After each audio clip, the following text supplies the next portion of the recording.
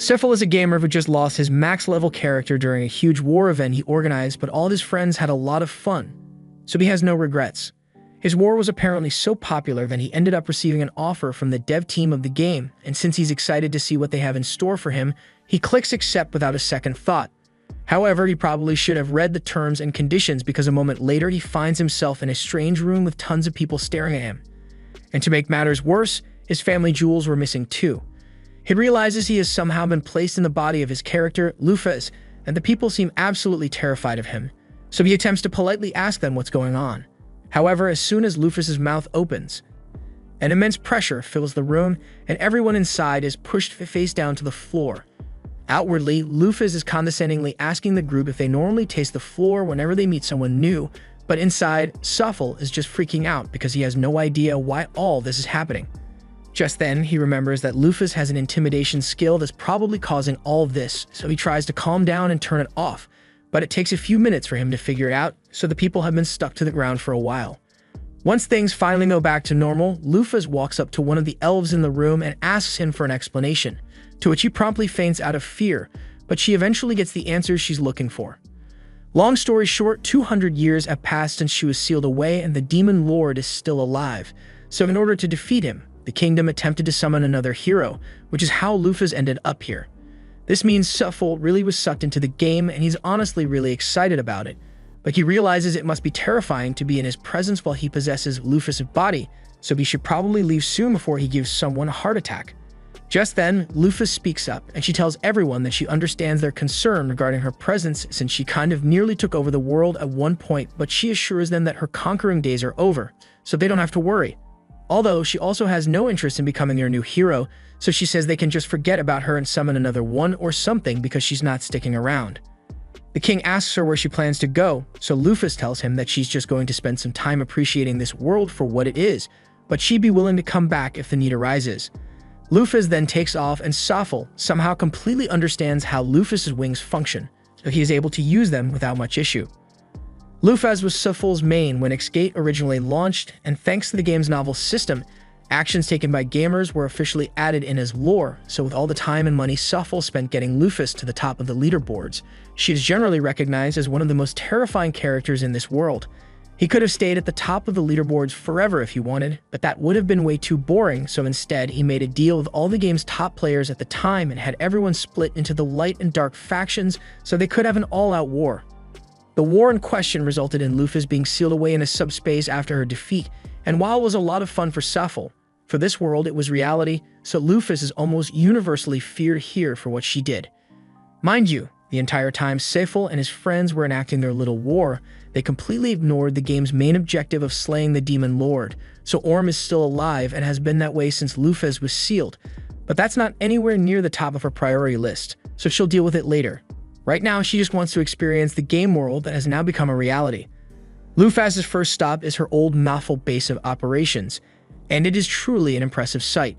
Granted, it's a little rough around the edges after 200 years of collecting dust, but it's still amazing to see it in person. Lufas takes a seat on the throne, and Maphaahl starts thinking about all the good times he's had with his friends in this place. He recalls how they have fun chatting about a bunch of nonsense all the time, but that he realizes that those discussions were all in a group chat. So why does he remember it as though he were there in person? Just then, Lufas notices someone approaching, which puts her on edge since the base should be empty, but when she takes a look, it turns out to be a blue-haired girl named Dinah. She is really excited to see Lufas since she has been waiting 2 centuries for her return, but Lufas has no idea who this chick is. Dinah is incredibly hurt to realize that Lufas forgot about her even though she was her most loyal advisor, but Lufas doesn't remember ever having a use for an advisor in the first place.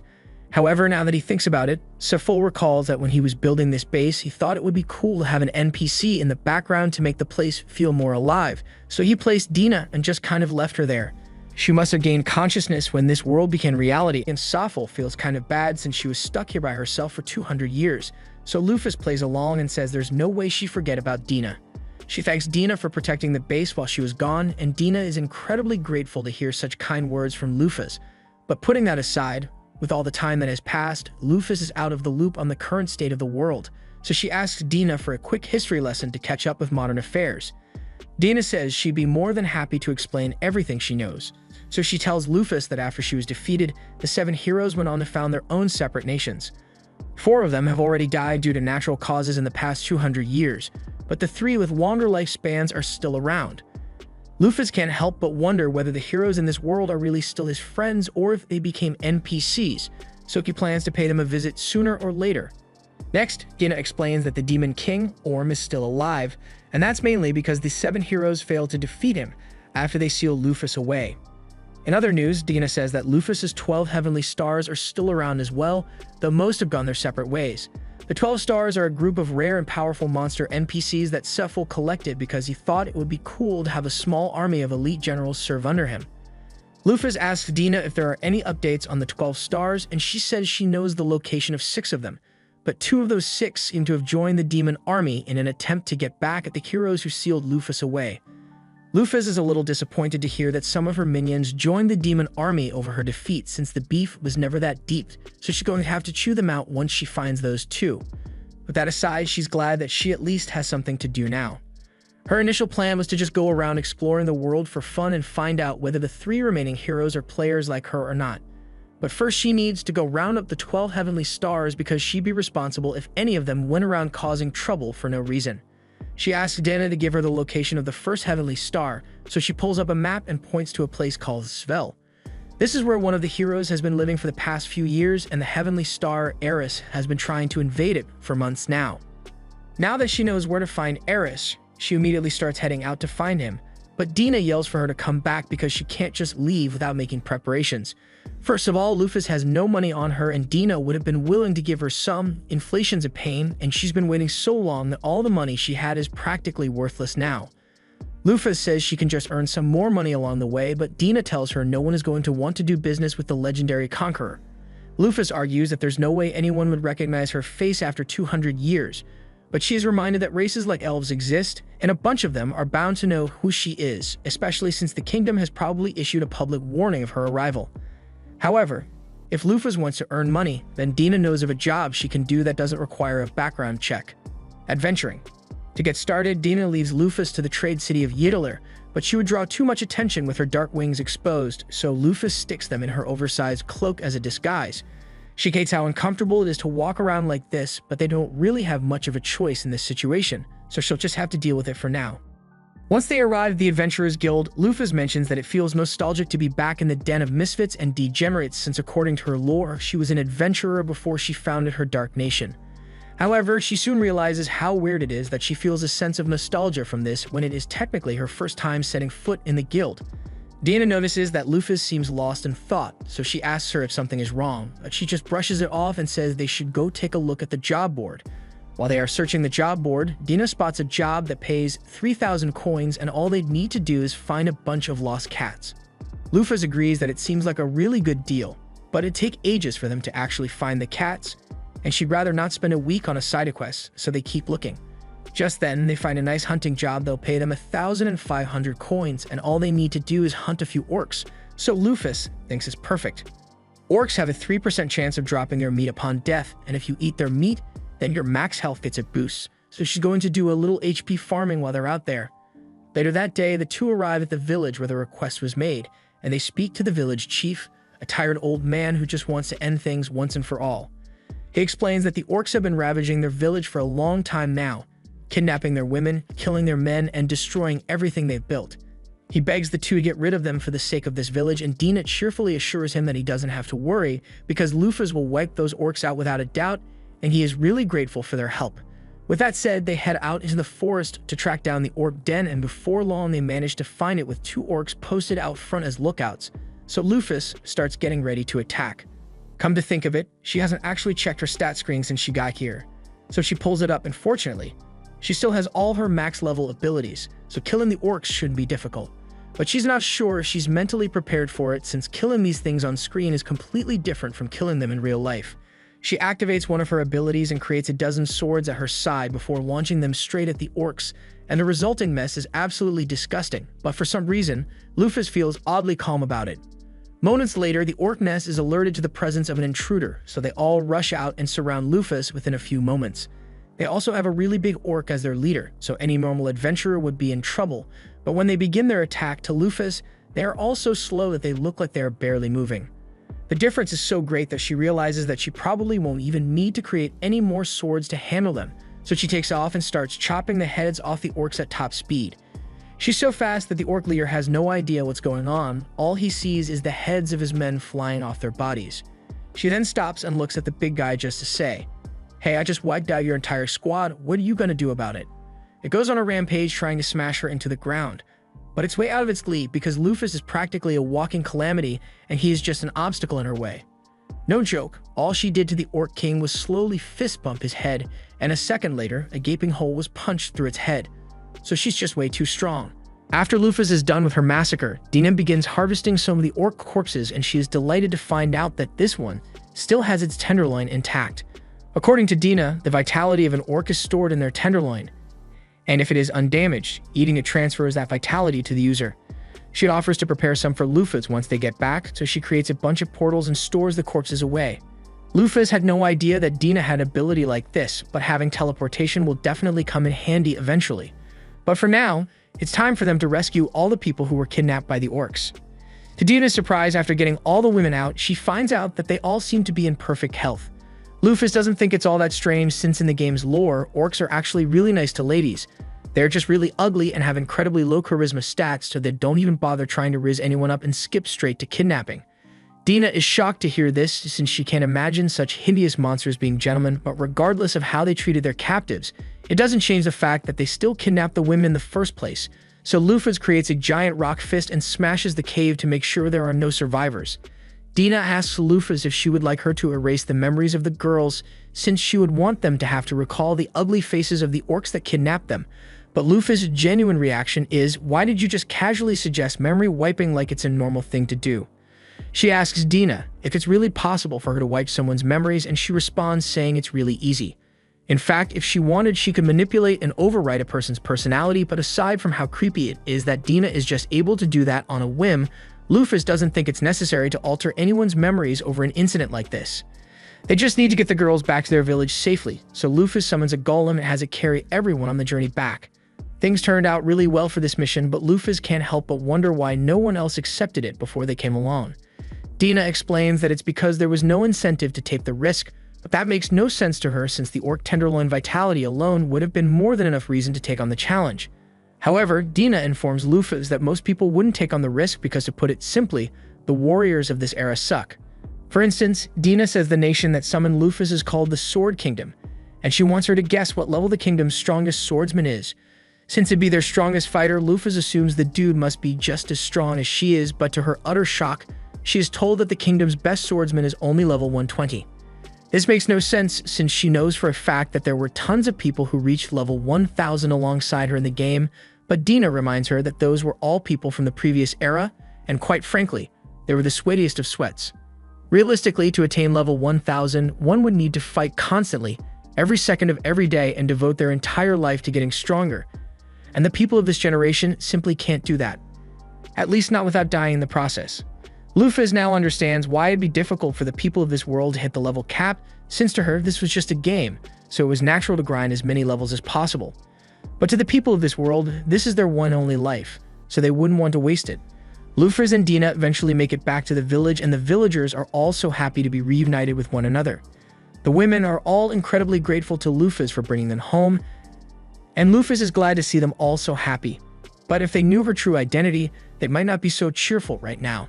The village chief presents Lufas and Dina with the agreed upon reward, and after checking, Dina confirms that it's all in there, so they are ready to leave. However, before they go, the chief asks Lufas if it is really okay for the village to keep her golem. Lufas says she doesn't really mind leaving it behind, so they should just use it as a guardian to protect the village in case more orcs show up someday. The chief is so touched by Lufas' kindness that he assumes that she must be a messenger of God, but that's nowhere near the truth. Lufas decides it's time to leave, but before she does, the villagers ask her to at least tell them her name so they know what to call their savior. Without thinking, Lufas attempts to reveal her identity, but Dina steps in and gives the villagers a fake identity instead. Lufas is pissed that Dina cut her off like that, but they've been over this already. If anyone were to find out Lufas' true identity, then it'd cause mass panic, and they can't have that. Since they've acquired enough money to cover their travel expenses now, there's nothing stopping them from heading straight for Sval. But Lufas can't be too happy about it since the only reason they are going there is to stop one of her 12 stars, Ares, from continuing to attack it. She also needs to confirm whether the surviving heroes are truly her former companions or not, so her first stop will be to meet with Megrez. As they approach the city, Lufas begins to notice several pretty lights floating all around them, so she asks Dina what they are, and it is explained that those lights are little specks of mana floating around because the land here is so rich. She says it's proof that they are getting close to the nation of Skull, and in fact, Dina can already see it from here. She seems really excited to be here, but Lufas doesn't see what's so great about it since it just looks like a regular water town to her.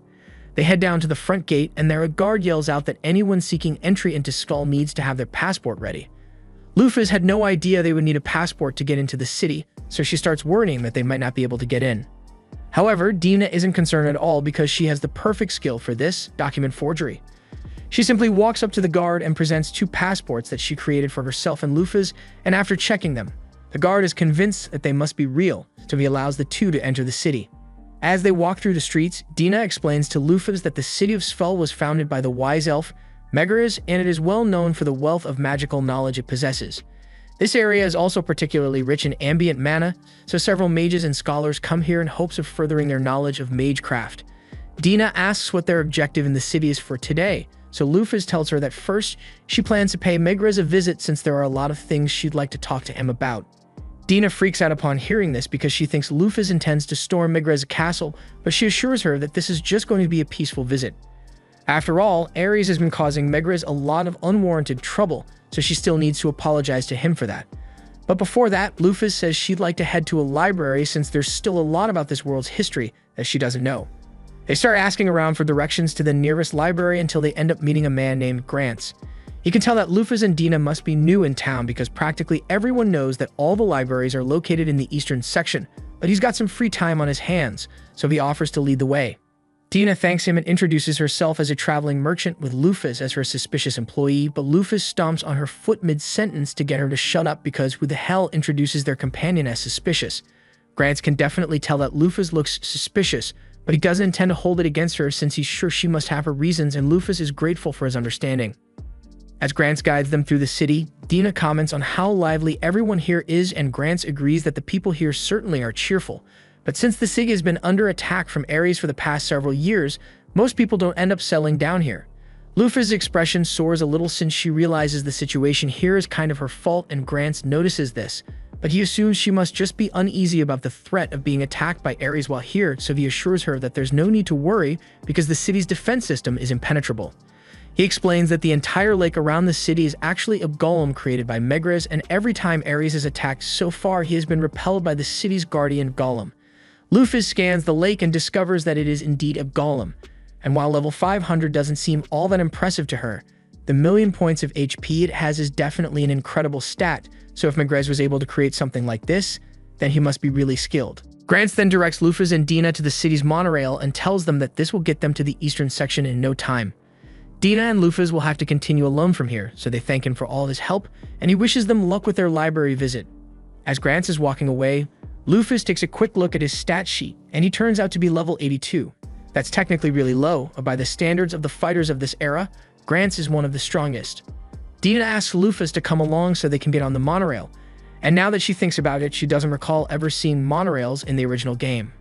Once they arrive at the library, Lufas heads straight for the history section so she can find out what happened in the 200 years she was sealed away, but as she is searching the shelves, she finds a few books that seem pretty unusual. For instance, these 3 talk about how the 7 heroes were idiots for sealing Lufas away, and she thinks it's strange that the library is allowed to have books like this when the city is run by Megrez, one of the 7 heroes. Dina reminds Lufas that Megrez didn't establish a dictatorship or anything, so the people are free to say whatever they want about him. And it's not so much that they dislike the 7 heroes, but rather the people don't actually think Lufas was evil in the first place.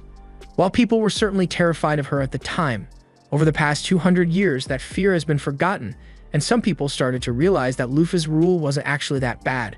According to one of the history books, Lufas was a mysterious Blackwing that showed up out of nowhere and united the world under her rule in the blink of an eye 200 years ago. Though she was strict, she was not a tyrant. So many were actually better off under her rule, but humanity ended up rejecting her reign and sealed her away to take back their autonomy. This by itself wouldn't have been an issue, but the only thing keeping the demons at bay that entire time was the threat of Lufas and her 12 stars. So once she was sealed away, the demon army took advantage of the situation and rose to destroy humanity. Naturally, the heroes tried to stop them, but their power fell short and they ended up being defeated. Since then, a lot of the land belonging to humanity has slowly been taken over by the demons, and now they are on the verge of being wiped out altogether. Lufas starts internally freaking out after hearing that because she had no idea the world was on the verge of destruction.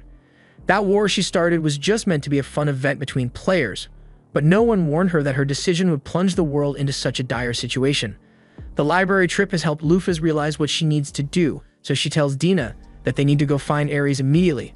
However, moments later, the entire city begins to rock as a massive earthquake shakes the foundation. An alarm is immediately raised, and all mercenaries available are called to the borders to prepare for an imminent attack. Lufas looks at the resulting damage and asks Dina if it is normal for a city like this to experience earthquakes of this magnitude.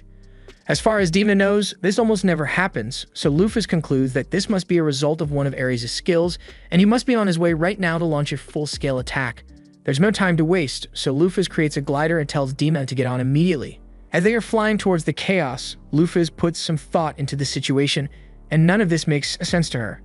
She knows Ares was always such a harmless sheep monster, and that it's not in his character to invade a nation like this repeatedly, so she wonders if this is really just because she was sealed away. And on another note, she wonders why she even has memories of Ares in the first place, since she never actually interacted with him in the game, but her main concern right now is to stop him, so she can worry about her memories later. When Ares was a little lamb, he was roaming through the forest on his own when he happened to run into Lufas. She was surprised to see a rainbow sheep out here, since it's a legendary monster that's said to only be born once every 500 years, but as she approached it, it recoiled in fear and began crying. Lufas noticed its tears, and if she had to guess, the sheep had likely been on the run since birth, hiding from both monster and humans alike, since a single thread of its wool is more valuable than gold. She won't deny that he has a good reason to cry, but she asks him what point there is in shedding all those tears. She tells him that if he is upset about his situation, then he had better be ready to strike back against those who would come after him. Otherwise, he had better prepare to live the rest of his life drenched in sorrow. The sheep took her words to heart and attacked Lufas to show its determination to grow stronger. And she liked its fighting spirit, so she put the sheep down and asked it to come with her. She told him that she wasn't at full strength yet, but she would one day conquer the entire world, and she wanted him to become her first companion. She asked it if it had a name yet, and the sheep shook its head, telling her no, so Lufas looked to the stars before coming up with the name Ares. At least that's how the story went. At present, Gantz and his men are all running out to intercept Ares' forces, because this is clearly the beginning of an all-out assault. Once he arrives on the front lines, he sees a massive army of monsters slowly marching towards the city's gates, and he's starting to worry because there's no way he will be able to hold off this many until the main army is ready for battle. The earthquake earlier must have been Ares' declaration of war, since regardless of his hatred for them, Lufas made a rule saying he isn't allowed to attack without making a declaration first, and ever since, he has followed that rule religiously. Before long, the city's advance force arrives, so the order is given for all the mages and archers to fire before the monsters get too close. After wheeling down the monster, the soldiers begin their charge because they need to keep the monsters at bay until the main force arrives. Gantz is out in front and begins mowing down monsters left and right, but while he may be doing alright, his subordinates aren't as strong as he is, so a lot of them are being slaughtered. At this rate, Gantz doesn't think they'll be able to hold out much longer. However, just as the troops were about to be overrun, countless ice spikes came raining down from the sky, and as the soldiers looked back towards the city, they saw Megrez and Livia, the water golem. They are all relieved that their guardian deity has arrived, and Megrez tells them they can all stand back now because Livia will handle the rest. He then gives Livia the order to attack, and within moments, dozens of monster forces are annihilated in one go. Meanwhile, Lufas has been watching the battle unfold from a distance, and she had planned to step in if the situation became dire, but with Livia and Megrez on the scene, it doesn't look like her help will be needed after all. Speaking of Megrez, Lufas decides to check his stats to see if they are still as good as they were when she and Megrez played together, but to her surprise, he's only level 500 now, and he is afflicted with a debuff called the Curse of the Vanquished. Lufas has never heard of a curse like that before, so she asks Dina if she has any idea what it is, and according to rumors she had heard, after the heroes failed to defeat the Demon Lord, they were all hit with a curse that sealed away half of their power, which is why Megrez is so much weaker than he used to be. And now that Dina thinks about it, if Megrez can't use his full power anymore, then that means he can't create any more golems like Livia, so if she goes down, then the city will truly be doomed. All of a sudden, the ground begins to shake as a giant monster approaches from the mountainside, and it is none other than Ares. After a brief standoff, Ares and Livia clash, and since Ares' element is fire, Megrez thinks Livia should have the upper hand in a direct confrontation. Livia uses a water spiral attack, forcing Ares to back off initially, but he comes charging back in with a massive fireball shortly after. At first, it looks like the fireball missed Livia altogether, but Ares was never aiming for her in the first place. His real target was Megrez all along, but fortunately, just before the fireball could hit him, Livia managed to step in and extinguish the blast. Megrez then sends Livia out as a tidal wave to push Ares back, but he uses a flame hop skill to jump over her and begins heading straight for Megrez. Megrez puts up a barrier to defend himself, but since he is only half as strong as he used to be, Ares eventually manages to overwhelm him and crack the shield. However, before he could break through, Livia snuck up behind Ares and put him in a chokehold. The soldiers begin cheering Livia on to put an end to this, and Dina asks Lufas how she thinks this is going to end. As far as this battle goes, Lufas says Livia will win, but that doesn't mean she will win the war. A lot of Livia's HP has been drained from tanking all of Ares' attacks, and it's likely that this was Ares' goal from the very beginning. He knew he wouldn't be able to beat Livia in a one-on-one battle, so he planned to whittle her health down with constant attacks and retreat so he can attack again in the future. Lufas is impressed that Ares was able to think logically enough to figure out that Livia can't pursue him once he retreats, so a constant barrage of periodic invasions would guarantee his eventual victory. However, Lufas can't let his plan go any further than this since it would be dangerous if he actually destroyed Livia, so she will have to deal with him herself. She grabs Dina and jumps down onto the battlefield. And just as Ares is about to launch another powerful blast, Lufas kicks him across the mountain range. Everyone is in utter disbelief when they see the terrifying monster sent flying in an instant, and Megrez is left wondering who on earth could possess such power. But even though Lufas is still concealing her identity, as soon as he hears the way she speaks, he kind of figures it out. Lufas doesn't want to confirm or deny anything yet, so she tells Megrez that she will handle Ares on her own, and afterwards, she will be back to have a discussion with him. However, before she leaves, Megrez tells her that there's someone behind the scenes manipulating Ares' thirst for revenge, so she should be careful. The warning is coming from an old friend, so Lufas says she'll keep it in mind, and then she flies off to confront Ares. Once she arrives in front of him, Ares asks who she is, and this comes as a surprise since when she played the game, Ares only ever made sheep noises, so she had no idea that he could actually speak. That aside, since Ares doesn't seem to recognize her, she activates her intimidation skill, and as soon as Ares feels the terrifying pressure coming off her, he is reminded of his master. However, even though she's standing right in front of him, Ares still refuses to believe it's her because he is sure Lufas died a long time ago. Lufas still isn't sure whether she counts as the original since she was technically reincarnated, but regardless, this is definitely the body of Lufas Maphaahl. She doesn't want to waste time trying to convince Ares with words, so she tells him that if he truly does not believe that it's her, then he is free to come test her strength for himself. And as an added courtesy, she promises not to hurt him too much. Ares hesitates for a moment because the woman in front of him really does look like Lufas, but he convinces himself that she must be a fake because there's no way his master could have returned. He prepares to attack with his full power, and Lufas is starting to get excited since this is the first time she has gotten to go up against a monster that should be strong enough to survive her attacks, so this will be her first real fight. Ares charges at Lufas with full intensity, however. After pushing her back for a few hundred meters, Lufas easily stops his momentum with one hand and tells him that he has indeed grown stronger than he was 200 years ago. Ares continuously attempts to push her back, but Lufas isn't budging one bit, and she even calls him adorable for trying so hard. As a reward for his effort, she says she will give him a hug, and in the next second, Ares is being lifted off the ground by his head. Lufas then throws him straight into the air, but she's still far from done, so she flies off after him. And once she gets above Ares' body, she says she is going to lightly pet him. Lufas then proceeds to punch Ares with the force of a 10-ton truck, sending him crashing down to the ground. But before he lands, she flies beneath him and decides to pet his chin as well, so Ares is sent back into the air. The people watch the spectacle unfold in stunned silence because they've never seen such an overwhelming display of power before. Lufas finally slams Ares into the ground, leaving him looking like Yamcha, but he still isn't done yet. Ares begins to burn with brilliant blue flames, and Lufas assumes this must be his strongest attack, so she tells him to come at her with everything he has. He charges forward with incredible speed, and with a huge smile on her face, Lufas moves forward to intercept him, resulting in a massive explosion that can be seen for miles. By the time the dust settles, we see that Lufas has once again stopped Ares with the palm of her hand, and she then proceeds to finger flick him into the rocks. She asks Ares if he still doubts that she is the real Lufas, but all of a sudden he jumps out of the rubble and changes into his human form to apologize to Lufas for his foolish behavior.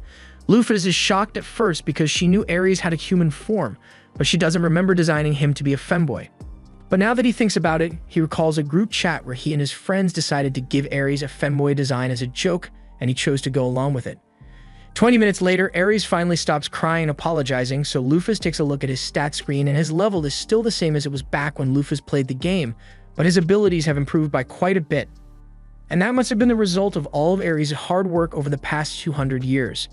She tells Ares that she is on a mission to reclaim her 12 heavenly stars, and he is her first stop, so she won't be taking no for an answer. Ares is glad that Lufas came to get him first, and he agrees to join her on her mission once more, but he does have a few questions first. Like, who is that blue-haired woman back there? Dina can't believe that Ares really doesn't remember her, so she runs up to him, stares him in the eyes, and reminds him that she has been by Lufas' side the entire time. All of a sudden, Ares recalls fuzzy memories of Dina standing next to Lufas' throne, but considering the fact that she has memory-altering powers, I'm starting to get a little suspicious. From what Ares remembers, Dina literally never moved from that spot, so he assumed she was a piece of furniture, but he's surprised to find out that she can talk. Hearing Ares call her a piece of furniture makes Dina really upset, so she goes over to one side and starts sulking over it. Lufas chuckles a little because she also has no idea who Dina was at first, but she's been of great help since Lufas got here, so she asks Ares not to make fun of her too much. Lufas asks Ares why he was trying to invade the city, so he tells her he only did it because he wanted to avenge Lufas after what the humans did to her. After all, if they hadn't sealed her away, humans would have been defeated by now, and the world would be at peace. Lufas understands Ares' feelings and she appreciates the fact that he wanted to avenge her, but she tells him she has no desire for revenge against humanity. But that aside, she recalls what Megrez had told her about someone manipulating Ares into launching the attacks, so she asks Ares to tell her who filled his head with thoughts of revenge, because she won't stand for someone deceiving her subordinate. Ares nervously tells her that it was one of the demons, and right now, over on the demon continent, that same demon is getting ready to unleash his army to occupy Svel. He's been patiently waiting for Ares to whittle down Levia's health so he could invade, and he has prepared an army of monsters all over level 80 so he's sure that nothing can stop him. Mars orders his army to head out and slaughter every single human in the city of Svel, but all of a sudden, Lufas crashes down right in front of his castle, taking out every single one of Mars' men in the process. Mars has no idea who Lufas is, but he can tell that she is strong, so he decides to go down to confront her. Mars asks Ares why he suddenly decided to stop attacking Svel when he must still hate the humans for what they have done. Ares admits that he still hasn't forgiven humanity for what they did to Lufas, but he now realizes that destroying them won't make him nor Lufas happy. In fact, the only people who would benefit are demons like Mars, and that's the last thing Lufas would want, so Ares swears to stop Mars here and now. Mars isn't really bothered since he already expected this to happen sooner or later, and now that Ares is no longer useful, he plans to eradicate him. Lufas tells Ares to sit this one out since he is still injured from the beating he got earlier, and Mars is surprised that there is still someone so strong on the side of the humans, but it doesn't matter because as one of the 7 demon generals, he is confident that he can defeat her. He begins charging up his fire and ice powers, going into excruciatingly boring detail about how his technique works. He's doing a whole lot of yapping right now, and Lufas eventually gets sick of it, so she punches him square in the face so hard that he is sent blasting off like he's part of Team Rocket. Now that that's been taken care of, there's nothing left for Lufas to do here, but before they leave, she does have a few questions about the 7 demon generals Mars mentioned a minute ago. Ares is about to start explaining it, but before he could say a word, Dina pops out a portal and says she'll handle the explanation instead. She tells Lufas that the 7 demon generals were formed 8 years ago, and they consist of the strongest subordinates serving under the demon lord. Lufas is shocked to learn that Mars was one of the strongest demons since he couldn't have been more than level 300 at most. Dina goes on to explain that humanity wasn't the only side that weakened dramatically over the past 200 years. While it's true that the heroes were all cursed and have since grown incredibly weak, they took out almost all of the demon lord's truly powerful subordinates, so the only ones left who are on Lufas' level are the demon lord himself and his son. Just then, Ares notices that Lufas didn't actually kill any of the monsters when she landed earlier, so he asks her if she plans to leave them alive, and she confirms this. She doesn't think it's right to kill the monsters since they haven't actually done anything wrong, but Dina asks her if she's sure she wants to spare them, since they might end up hurting people if they are left alone. Lufas already thought of a brilliant solution for this, so she uses her power to subjugate all the monsters in the area and bring them under her control. Dina asks her if she intends to bring all the monsters back with them, but Lufas doesn't want to have to take care of all of these monsters, so instead she issues a command and tells all of them to return to their natural habitats and to avoid attacking humans without a good reason. The monsters all begin to wander off, and now they should be able to live out the rest of their lives in peace. So Lufas is happy and her business here is officially done. Afterwards, Lufas heads back to the city of Svel to meet with Megrez and give him an update on the situation. She tells him that she has gotten Ares under control, and she has also defeated the demon general who was behind the whole thing in the first place. Megrez is relieved that it's finally over, but he asks what happened to all the monsters currently under Mars' control. Lufas informs him that she placed all of them under her command, so they won't be a problem, and after hearing of everything Lufas has done, he is certain of her identity. He asks her to come with him for a moment because he would like to discuss things in private, but Maphaahl hesitates for a moment because the anticipation is killing him. The player who used Megrez in the game was a top ranker who played with him all the time, and they were really good friends, so he hopes the Megrez in front of him is the same one as back then. As Megrez returns to the castle, several of the nobles of Svel gather around him and begin talking about how worried they were about him. They all say he needs to be more careful since if the city were to lose him or Livia, there would be no hope of defending against invaders. However, Dina can tell that there's no real sincerity or concern for Megrez behind their words. Megrez rolls past them with a look of resignation on his face, and when Lufas catches up to him, he says he knows she must be appalled by what she just saw. That was meant to be the upper echelon whose job it is to protect the people of the city, but they are only concerned with protecting themselves by sucking up to Megrez. He leads Lufas and the others to his office, and he assures her that there is no surveillance equipment here, so she is free to show her full form here. Lufas obliges and spreads her wing, allowing Megrez to confirm that it really is her, but to Lufas' disappointment, the look on Megrez's face is one of sheer terror, so he must not have any memories of being a player. She is disappointed because this means she might truly be alone in this world after all, but Megrez interprets her expression to mean that she is disappointed with his current state. He tells her that a lot can change over 200 years. People can grow stronger or weaker, and in Megrez's case, he has grown far weaker than he used to be. He asks Lufas if she has come back to take revenge on them for sealing her away, but she tells Megrez that the fact that she returned is purely a coincidence. The humans were simply trying to summon a hero and accidentally summoned her instead. Lufas is starting to wonder what's wrong with this world's Megrez, since if he isn't a player, then shouldn't he be opposed to Lufas, at least according to the lore she has heard of so far. Just then, she realizes that Megrez must feel guilty for what happened, since if he and the other heroes hadn't sealed Lufas away, then the demons would have been defeated long ago.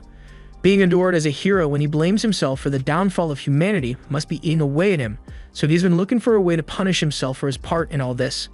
Lufas tells Megrez there is no point in beating himself up over what happened in the past, because the truth of the matter is that he defeated a powerful foe, so he should take pride in that and continue forward on the path he thinks is right. Megrez can't believe Lufas is being so kind to him, so he asks her why she doesn't resent him. She was on the verge of achieving her goal of unification, and they betrayed her.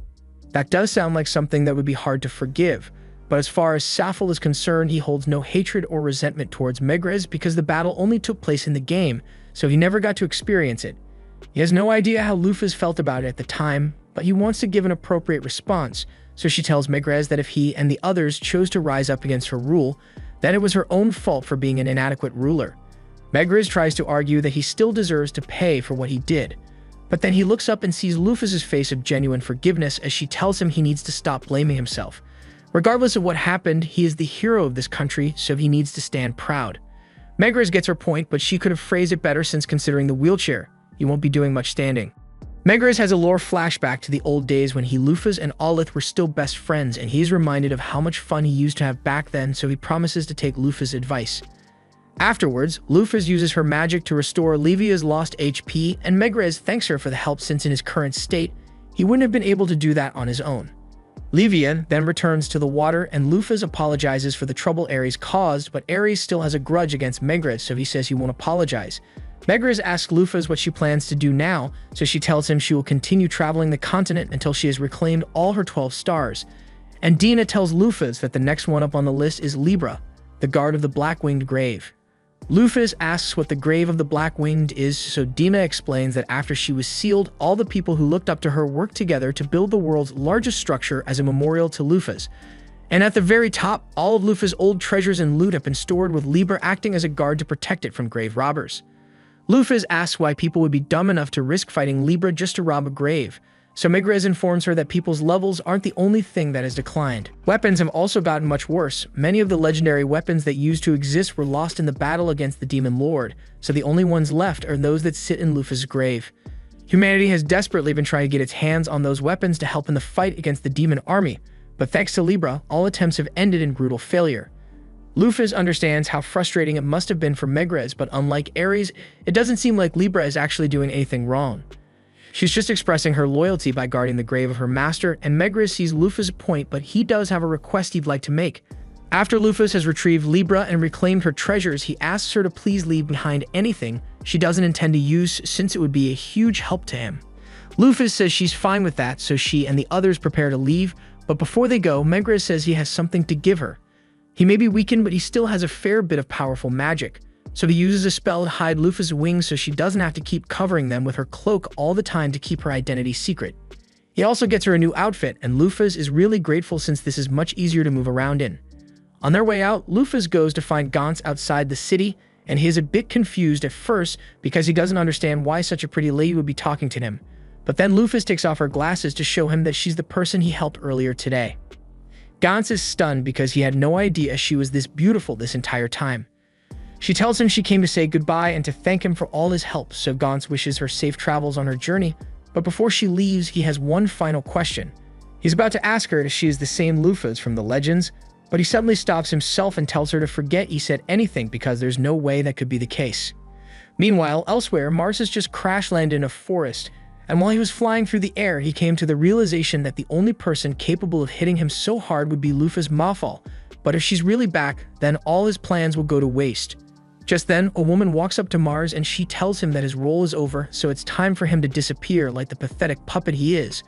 With a snap of her fingers, Mars is erased from existence. And the one responsible is this woman, who looks an awful lot like Lufas. The next stop for Lufas is to pick up Libra, but the grave is over 500 kilometers away, so Dina asks Lufas to create a golem to give them a ride there. That would be possible, but Lufas says it would be quicker for Dina to just teleport them there since she has teleportation magic at her disposal.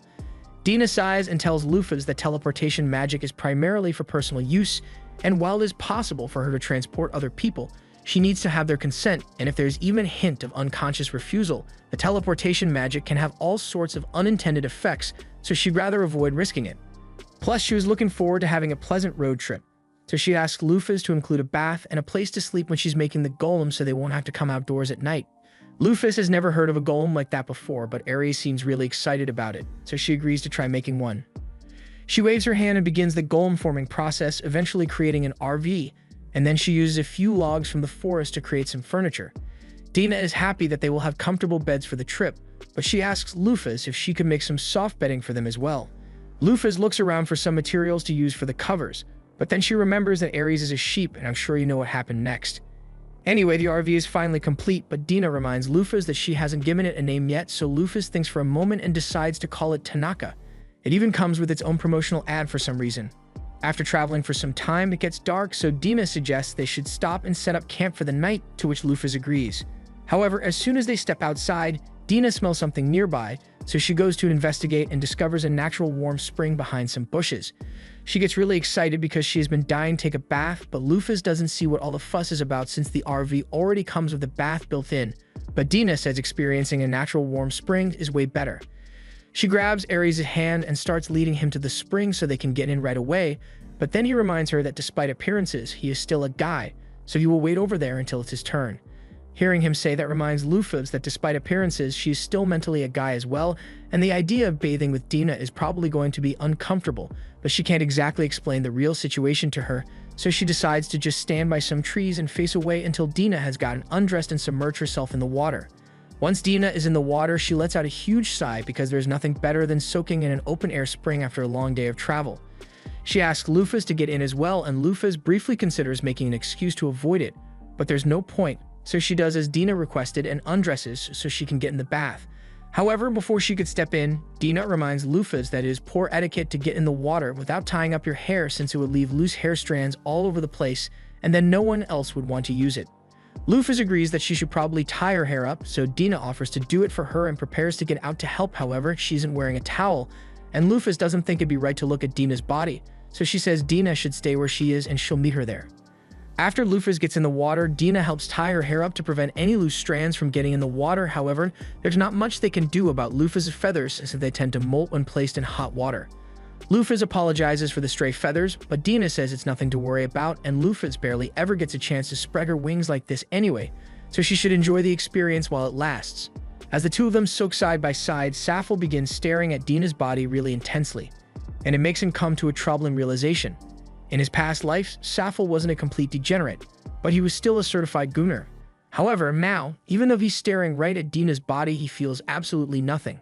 Dina notices that Lufas seems a little zoned out, but before she can ask why, she spots a group of adaptive frogs on a rock over there, so she gets Lufas' attention and tells her to take a look. Lufas doesn't understand what's so special about a bunch of frogs, so Dina explains that these ones have a special property. The green ones are male, and the pink ones are female. And when there are more males than females, the male frogs all fight to see who earns the right to give froggy back shots. Then, after a winner has been decided, the two remaining male frogs then play rock, paper, scissors, and whoever loses turns into a female frog and has to accept back shots from the other. Maphaahl briefly wonders whether turning into Lufas has changed his preferences as well, but there's no way he's ever letting himself take back shots, so he immediately dismisses the thought. Dina notices that Lufas seems a bit stressed, so she asks her what's wrong, but Lufas says it's nothing and suggests they should get out of the spring now. A few minutes later, they both return to the RV and tell Aries that he's free to use the warm spring now, so he comes out in his towel and ties his head up before heading out for a soak. The next day, the group arrives at Lufas' grave and she is shocked by how massive it is, but also by the fact that there's a whole city around it for some reason. Dina explains that since so many adventurers kept trying to loot the grave to get some of Lufas' valuables, merchants began gathering here in hopes of making a profit by selling them equipment, and from there, more and more people kept showing up until a whole village was formed, and now Lufas' grave is pretty much a tourist site.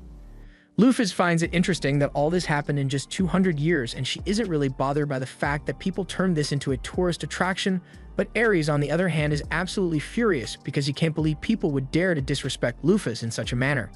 He says he is prepared to lay waste to this place immediately, but Lufas tells him to simmer down because she doesn't want anyone to die for no reason. For now, she suggests they should head into the grave immediately, but as they are approaching the entrance, they end up running into a group of adventurers who look like they are pretty worried. Apparently, a reconnaissance squad was sent into the grave 2 months ago to map out a new area, but they haven't returned for their scheduled check-in, so they are starting to worry that something might have happened to them. Hearing this makes Lufas even more eager to get in and find Libra as soon as possible, because she doesn't want anyone else to risk their lives in this place. The adventurers notice Lufas heading inside and warn her that she really shouldn't head inside right now. Whatever is going on in there, the fact that their reconnaissance team made up of 50 of the strongest adventurers in the nation went missing means a party of 3 would stand no chance in there. Lufas thanks them for their concern, but she assures them that she is more than capable of handling whatever is inside. Lufas and the others then walk into the dungeon, but as they make their way through the tunnels, Aries suddenly stops because he senses something approaching. Soon after, one of the golems Lufas mass-produced for the battle 200 years ago walks out of the darkness, and Dina explains that there were apparently a lot left over after Lufas was sealed away, so they have been wandering the grave site ever since and take out any intruders they find. However, she says there's no need to worry since she doesn't sense any hostile intention from the golem. These kinds of golems were made to be able to distinguish friend from foe, and it clearly still recognizes Lufas and Aries, so they have nothing to fear. But when it comes to Dina, on the other hand, the golem immediately starts attacking her. Aries and Lufas assume the golem must not remember Dina since neither of them remembered her at first either, but Lufas doesn't want to let Dina get squished, so she decides to destroy the golem. However, before she could do so, the party of adventurers from earlier shows up, and they jump in to save her. Their party name is Hawkeye, and they followed Lufas and the others in here because they were worried that they might get hurt. They are pretty well coordinated with their attacks, so they are doing well keeping it busy, but since the golem is level 150 and their levels are barely pushing 50 at all, they aren't able to do much damage to it. If the golem even managed to land a single blow on them, they'd be dead instantly, and Lufas doesn't want to let that happen, so she asks Aries to go help them out. He happily agrees to do so and runs past adventurers before punching the golem with a flaming fist that sends it flying backwards. That was enough to take it out for good, so once the dust settles, the leader Jan goes up to Aries and excitedly asks him how he managed to perform an attack like that. Aries gets a little flustered because Jan way too close, so Lufas gets in between them and tells Jan to tone it down a bit. Jan apologizes for getting too close and for he and his party needing to be saved even though they came here trying to save Lufas. Jan introduces himself as a warrior, Nick introduces himself as a light warrior, and Richard introduces himself as a heavy warrior. Lufas can't believe how terrible the balance is on their team because everyone on the team is a warrior aside from Shu, who happens to be an archer. Anyway, since they are doing introductions, she introduces herself as a high-level ranger class adventurer, but when it's Dina and Ares' turn, they have no idea what to say, so they also declare that they are rangers, and Jan shows a look of concern because to him, Lufas' party looks way more unbalanced than his does. Jan offers to accompany Lufas' party to provide support, and Lufas is about to turn him down, but before she could say anything, Dina chimes in and says she'd love to have the extra help. Jan and the others are glad to hear it, so they start walking down the hallway, and with a cherry face, Dina explains to Lufas that they use the adventurers to make things easier for themselves, at least until one of them falls into a trap and dies or something, and hearing Dina say it with a smile on her face makes Lufas realize that she's a bit of a psychopath. However, there's no real harm in letting the party stick around since they seem like nice people, so Lufas decides to just support them as much as possible without drawing too much suspicion, at least until they get to the top and find Libra. Meanwhile, at the top of the pyramid, the Reconnaissance party that went missing months ago has finally made it up the long staircase, and they swear to themselves that no matter what, they will obtain the treasury of weapons for the sake of humanity and their fallen comrades. However, as they arrive at the top floor, they are confronted by Libra, and she immediately orders them to leave this room within 10 seconds, otherwise she will eliminate them. The adventurers try reasoning with Libra because they really need those weapons to fight the demons, but she couldn't care less about their reason, and once the countdown reaches 0, she activates the Brachium program, sealing the adventurers in a bubble with her so they can be killed. Meanwhile, as for Hawkeye, Lufas is starting to regret letting them come along because these guys are absolute fodder, and they aren't even smart enough to realize how weak they are. Every time they run into a golem, they get their asses handed to them, and then Lufas is forced to order the golem to stand down so the adventurers don't end up dead. But they genuinely believe they are the ones who beat the golems, and Lufas is worried she might be giving them false confidence.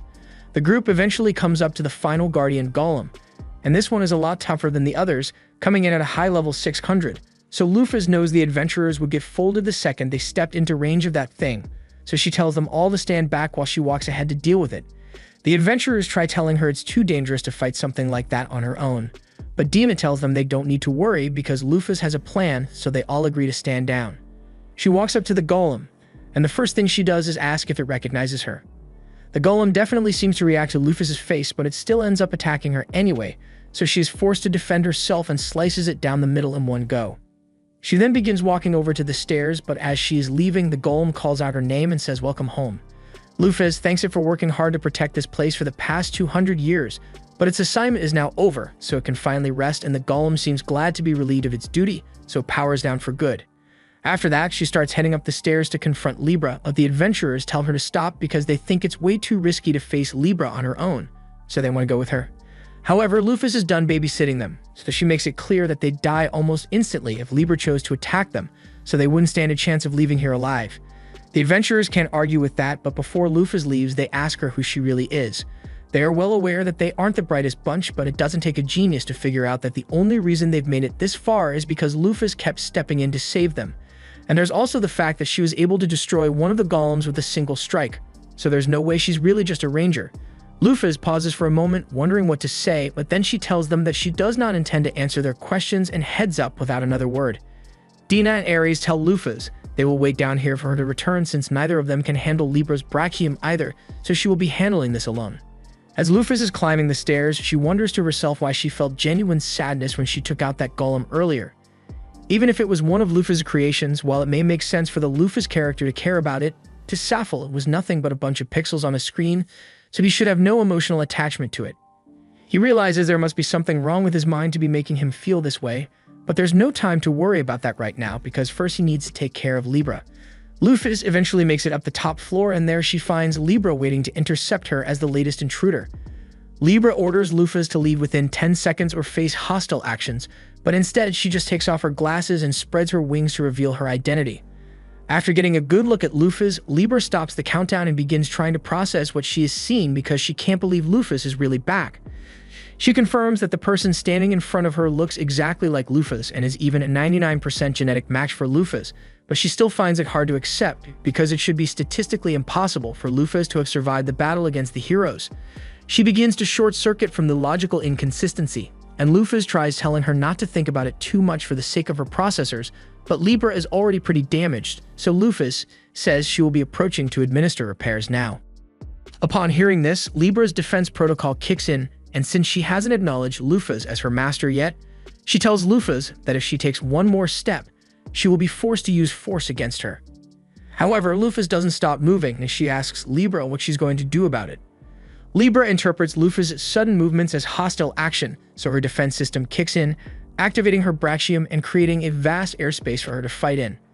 Lufas is caught off guard at first by the sudden change of environment, but when Libra begins firing at her, she snaps out of it. Lufas performs evasive maneuvers to dodge all of Libra's gunfire and missiles, but man, Libra is not making it easy. Lufas eventually finds an opening to strike Libra and interrupt her attack animation, so she starts chasing after her instead. Libra tries to shake Lufas off by using more gunfire, but she counters it by using her wings to blow the bullets back at her, disabling her gun. Libra then attempts to use a wide array of other attacks, but nothing she does comes anywhere close to defeating Lufas, so she eventually disables the domain and activates a different one. Lufas recognizes this as Libra's ultimate attack, a domain expansion that ignores all defensive skills and has a sure hit effect that deals 99,000 damage. The fact that she has been caught in the attack's range should be concerning, but to be honest, Lufas is actually excited because this will be the first bit of significant damage she has taken since she came to this world. As Libra unleashes the violent wave of energy, Lufas feels the pain hit her like a dump truck, but she has more than enough HP to tank the damage, so she continues pushing forward until she is eventually right in front of Libra. Libra then attempts to blast Lufas in the face with a laser, but she ducks out of the way, and before Libra could strike with her sword arm, Lufas grabs it to hold her in place while she casts All Repair. This fixes all the damage Libra has suffered during her years of guarding this grave, and Lufas apologizes for taking so long to come back.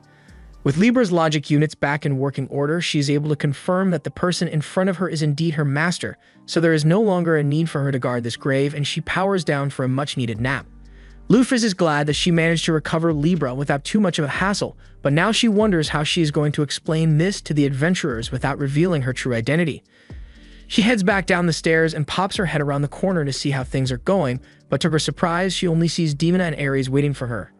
She's confused and asks what happened to the adventurers, so Dina explains that she just implanted some false memories in their heads with her mind manipulation to make them think they are the ones who defeated Libra.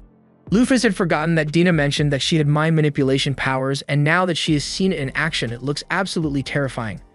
Dina explains that she made them think Libra was severely injured before they arrived, so they were able to overwhelm her and claim victory. This way, no one will ask too many questions, but Lufas thinks this is a little too convenient, so she asks Dina if she had this plan from the moment she agreed to let them join the mission. Dina doesn't deny it, and with a sly smile, she says that was the only reason she was willing to tolerate such hindrances. Lufas gets creeped out by how heartless Dina can be, but she's glad they aren't enemies because she'd be terrifying to deal with.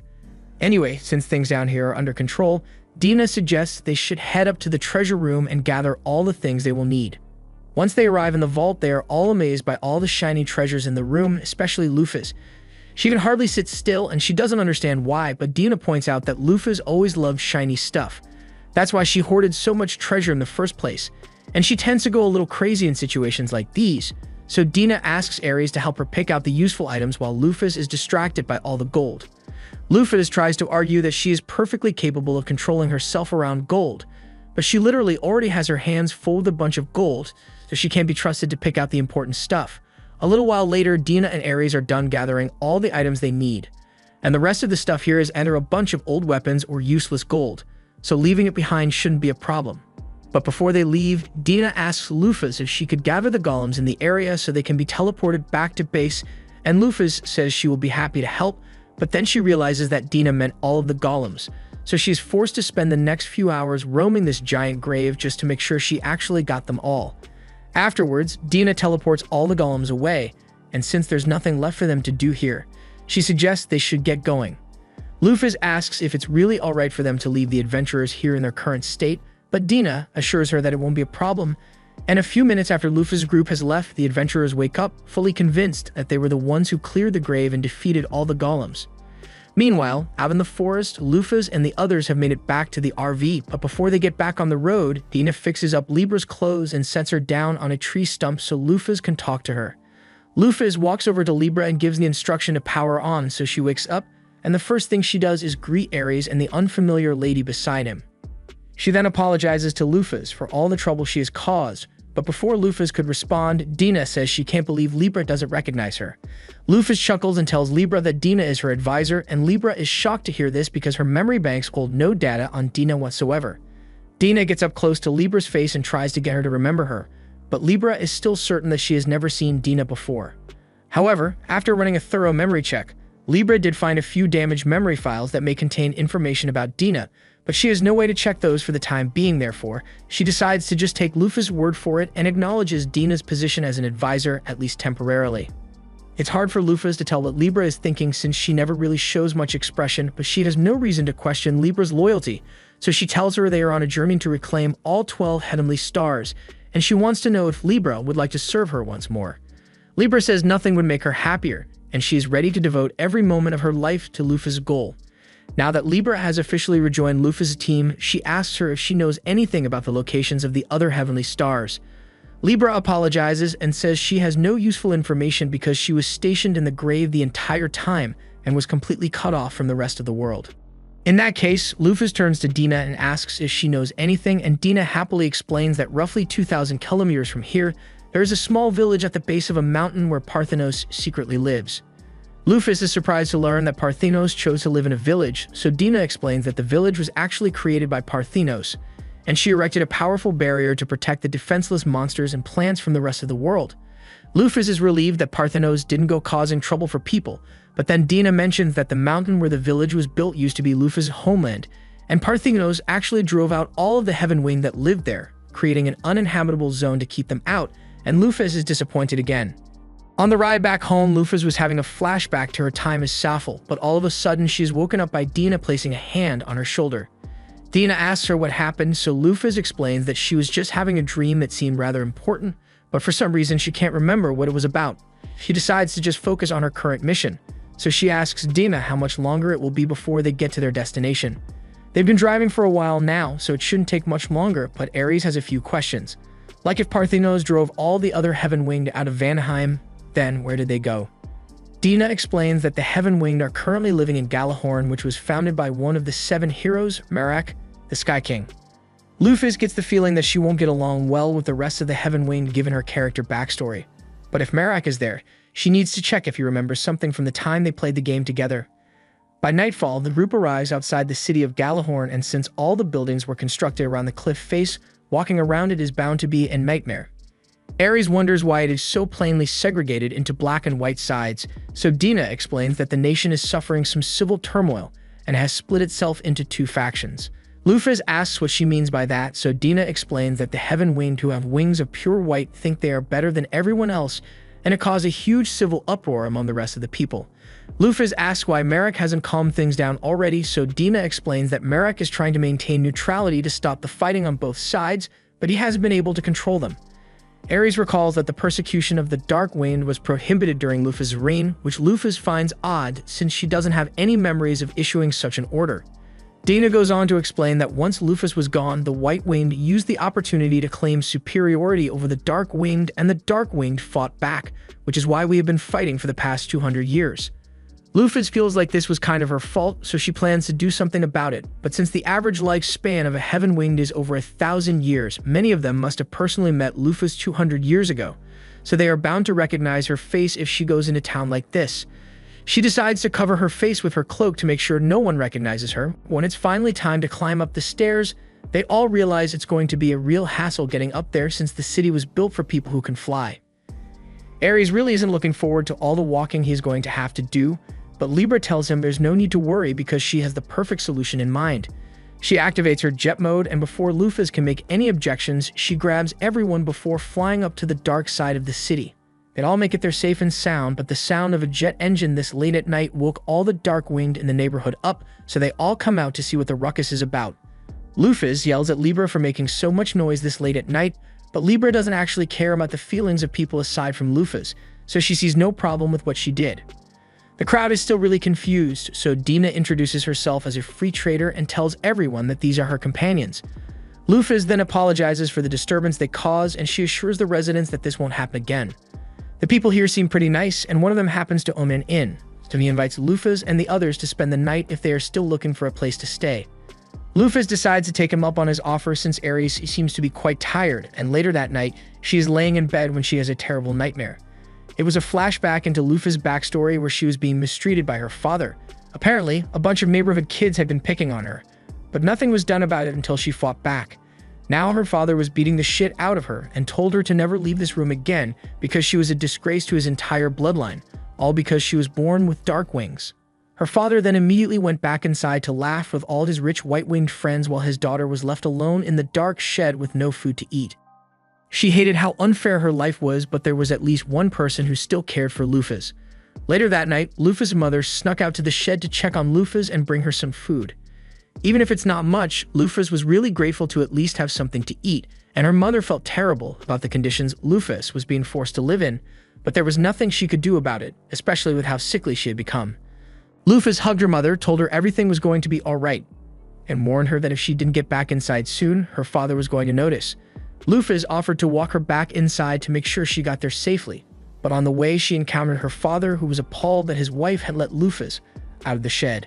He orders her to leave Lufas and come over to him at once, but Lufas knows that that just means he intends to punish her mother, so she stands in front to protect her.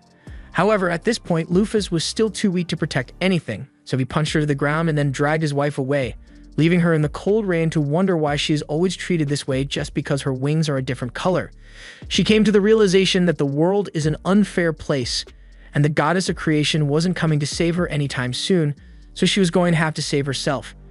She ran away from home and vowed that no matter what it takes, she would become stronger and put an end to all the suffering in this miserable world. Just then, Lufas jolts awake and Libra comes to her side to see if she is alright since her heart rate seems to have spiked. Lufas tells her she just had a dream of the past, but it is nothing to be concerned about, so Libra takes her word for it and goes back into sleep mode. However, while she may have said there was no need to be worried, Maphaahl is actually really worried because he doesn't remember writing that kind of backstory when he created Lufas' character. This, along with the random memories and emotions that have been flowing into him since he arrived, must have been the memories of the original Lufas, and that means this world has real events that exist outside what he created in the game. But if that's the case, then with his soul occupying Lufas' body, he wonders what happened to the soul of the real Lufas.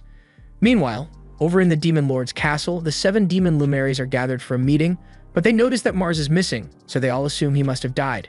They aren't too surprised by it since he was the weakest of the luminaries after all, but they wonder whether Megrez was the one who took him down, or if Ares turned on him. It would be really embarrassing if Mars somehow lost to Ares, but all of a sudden, the luminary Venus walks in and tells everyone that she knows what happened to Mars. Everyone turns to look at her, and they all ask what she's been up to lately because none of them have seen her for a while, so she tells them she's been following the person who killed Mars. They are all surprised to hear this and ask Venus if she knows who the person is, but she says she couldn't get too close without risking her life. But while she didn't get a good look at the person's face, she does recall that they had beautiful black wings.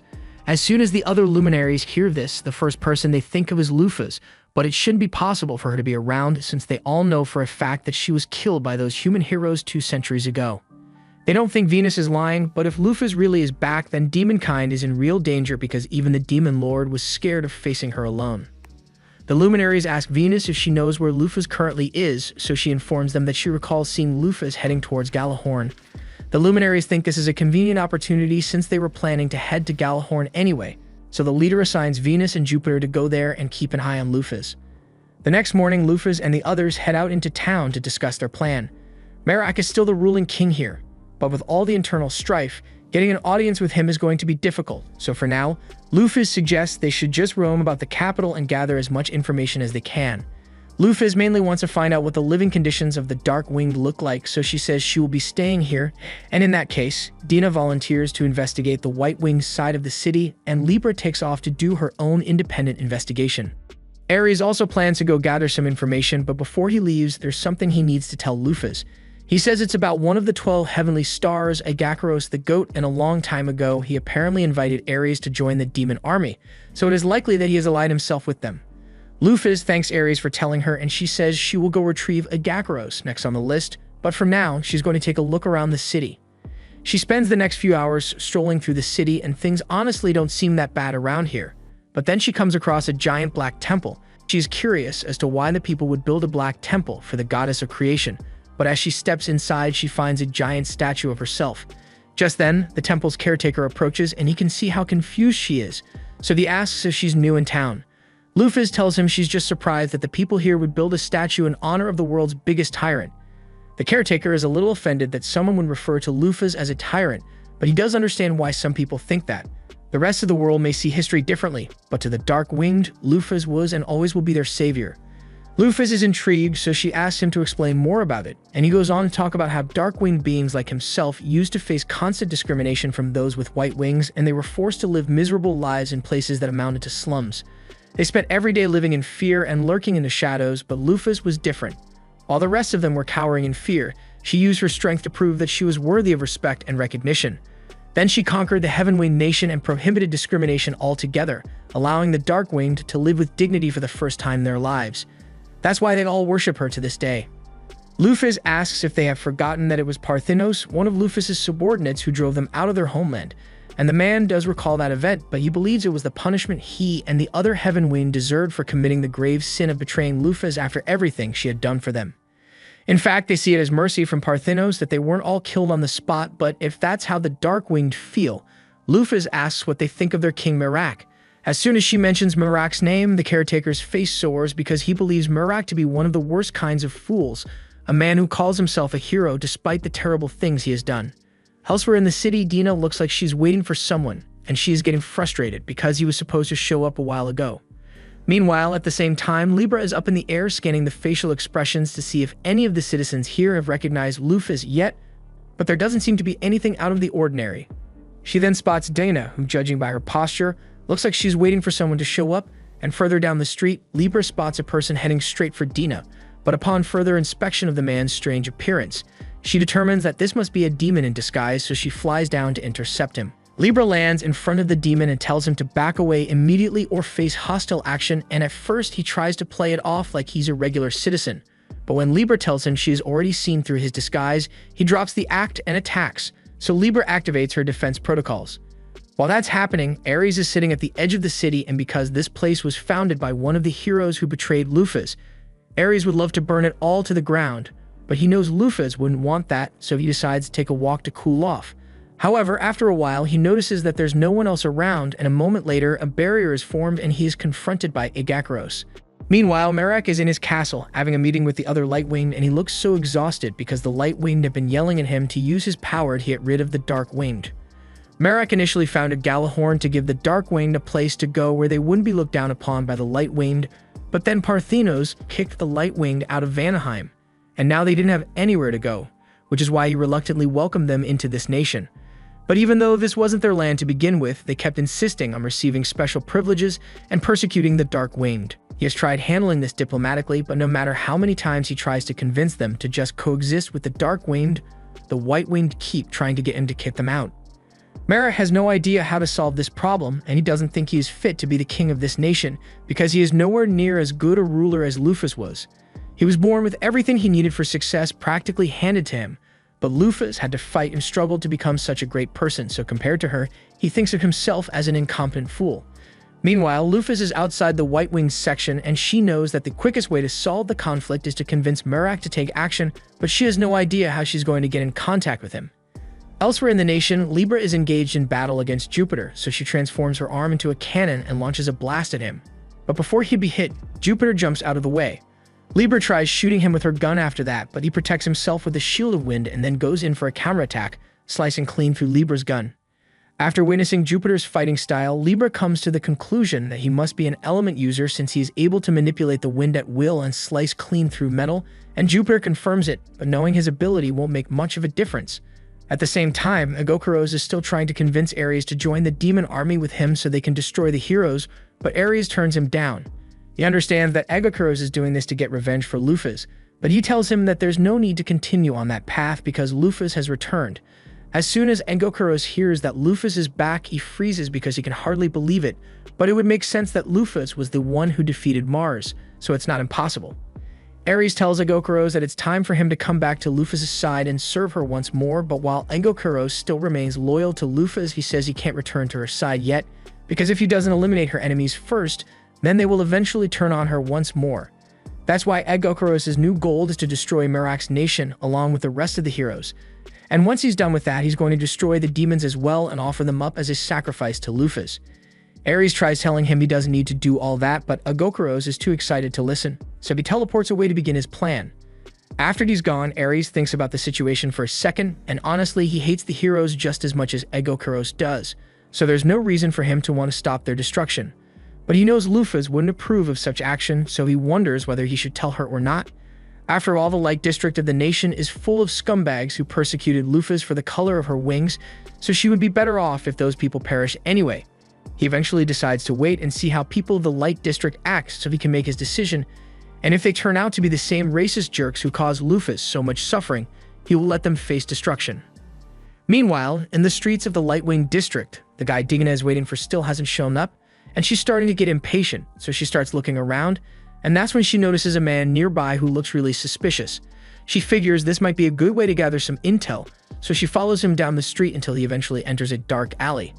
It turns out that he's one of the Light-Winged who were trying to convince Merak to get rid of the Dark-Winged, and he tells his comrades that Merak refuses to side with them, so they are going to have to take matters into their own hands and get rid of those filthy Dark-Winged, even if it means getting their hands dirty. He also informs everyone that he was told the Dark-Winged are preparing for war, and when they ask how he knows this, he tells them a man named Jupiter told him, and he would never lie to them, so it must be true. The others ask where Jupiter is now, but the man says he doesn't know because Jupiter was supposed to meet with him today, but he apparently never showed up.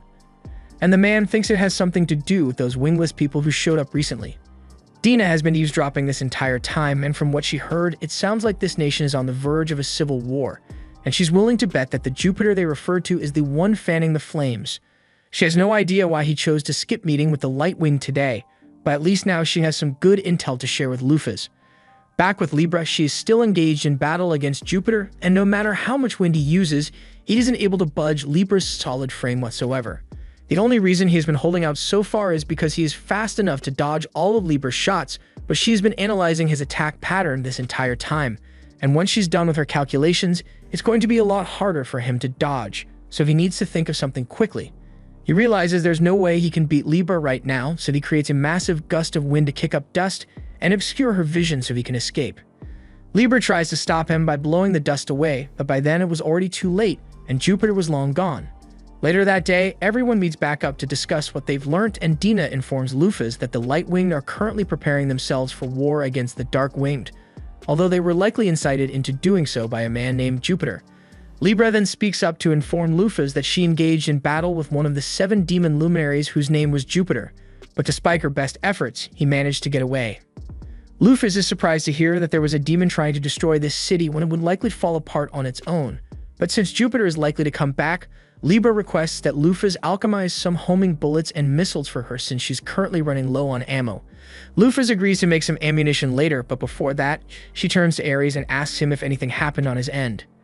Ares still hasn't decided whether he should let the Heaven Wing be destroyed or not, so for now he lies and tells Lufas that nothing noteworthy happened to him.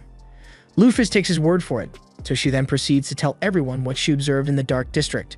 The people there have endless hatred for those from the Light District, and it's very likely that a civil war will break out soon, but in other news, the Dark Wing seems to have erected a statue of Lufas in their temple and worship her.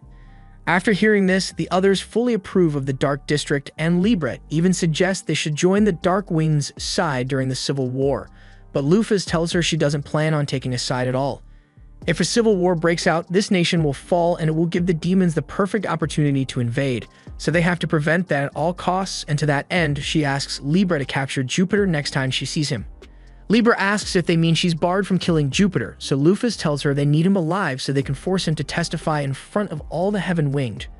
However, Libra's safety is still Lufas' top concern, so she asks her to be careful about how she confronts Jupiter next time. Later that night, Lufas is busy alchemizing some more ammunition for Libra, and she wonders how things ended up like this. She initially only came here because she wanted to meet with Merak and find out whether he's a player or not, but now she's stuck trying to stop a civil war.